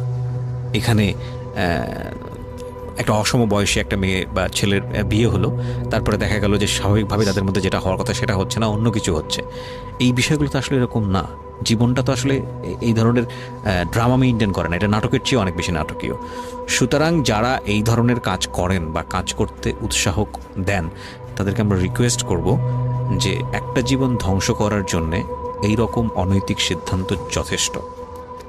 অতএব কোনো মেয়ের কিংবা ছেলের মেন্টাল ম্যাচুরিটি, শুধু ফিজিক্যাল ম্যাচুরিটি না, mental maturity which is very very important, মানসিকভাবে পরিপক্ক ফর দ্যাট পার্টিকুলার থিং, মানে ওই যে জিনিসটার জন্য আপনারা তাকে তৈরি করছেন, লাইক সে যদি সংসার করতে চায় বা কোনো কিছু করতে চায়, সেটার জন্য ওই মানুষটা যদি মানসিকভাবে পরিপক্ক না হয়, তাহলে কখনোই তাকে সেই জায়গাটায় ঠেলে দেওয়া উচিত না। এতে দিয়ে আপনি যদি মনে করেন, বিশেষ করে বাবারা অনেক সময় মনে করে, মারা অনেক সময় মনে করে মেয়ের বিয়ে হলে যাক হাঁপ ছেড়ে বাঁচলাম, এটা একটা ভয়ানক রকমের ভুল সিদ্ধান্ত। কারণ অপাত্রে যদি মেয়ের যা যায়, তাহলে হাঁপ ছেড়ে বাঁচার আসলে কোনো সুযোগ থাকে না। আমার মনে হয় এই লাইনটার সাথে বাংলাদেশের অনেক বাবা মাই পরিচিত। আজকে আমি অনেক কথা বলেছি, আমি আসলে যতটুকু বলেছি এটা অন্তর থেকে বলেছি, এবং নিজের জীবনের অভিজ্ঞতাকেও অনেক সময় এখানে ইনক্লুড করে দিয়েছি, সেটা হয়তো মেনশন করিনি। আমি সবার প্রতি ক্ষমা চেয়ে নিচ্ছি, কারণ আজকে অনেক বেশি ইন্টারাপ্ট করেছি। তবে আমি মনে প্রাণে চাই যে শামীমা আজকের এই জীবন গল্পটা এখানে বললেন, এই শামীমার মতো যারা আছেন তারা জীবনের সুখী হোক, ভালো থাকুক।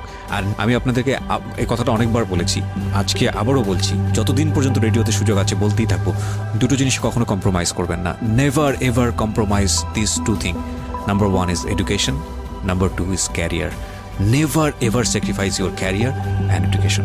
অনেক ভালো থাকুন। আজকের মতো শুভরাত্রি।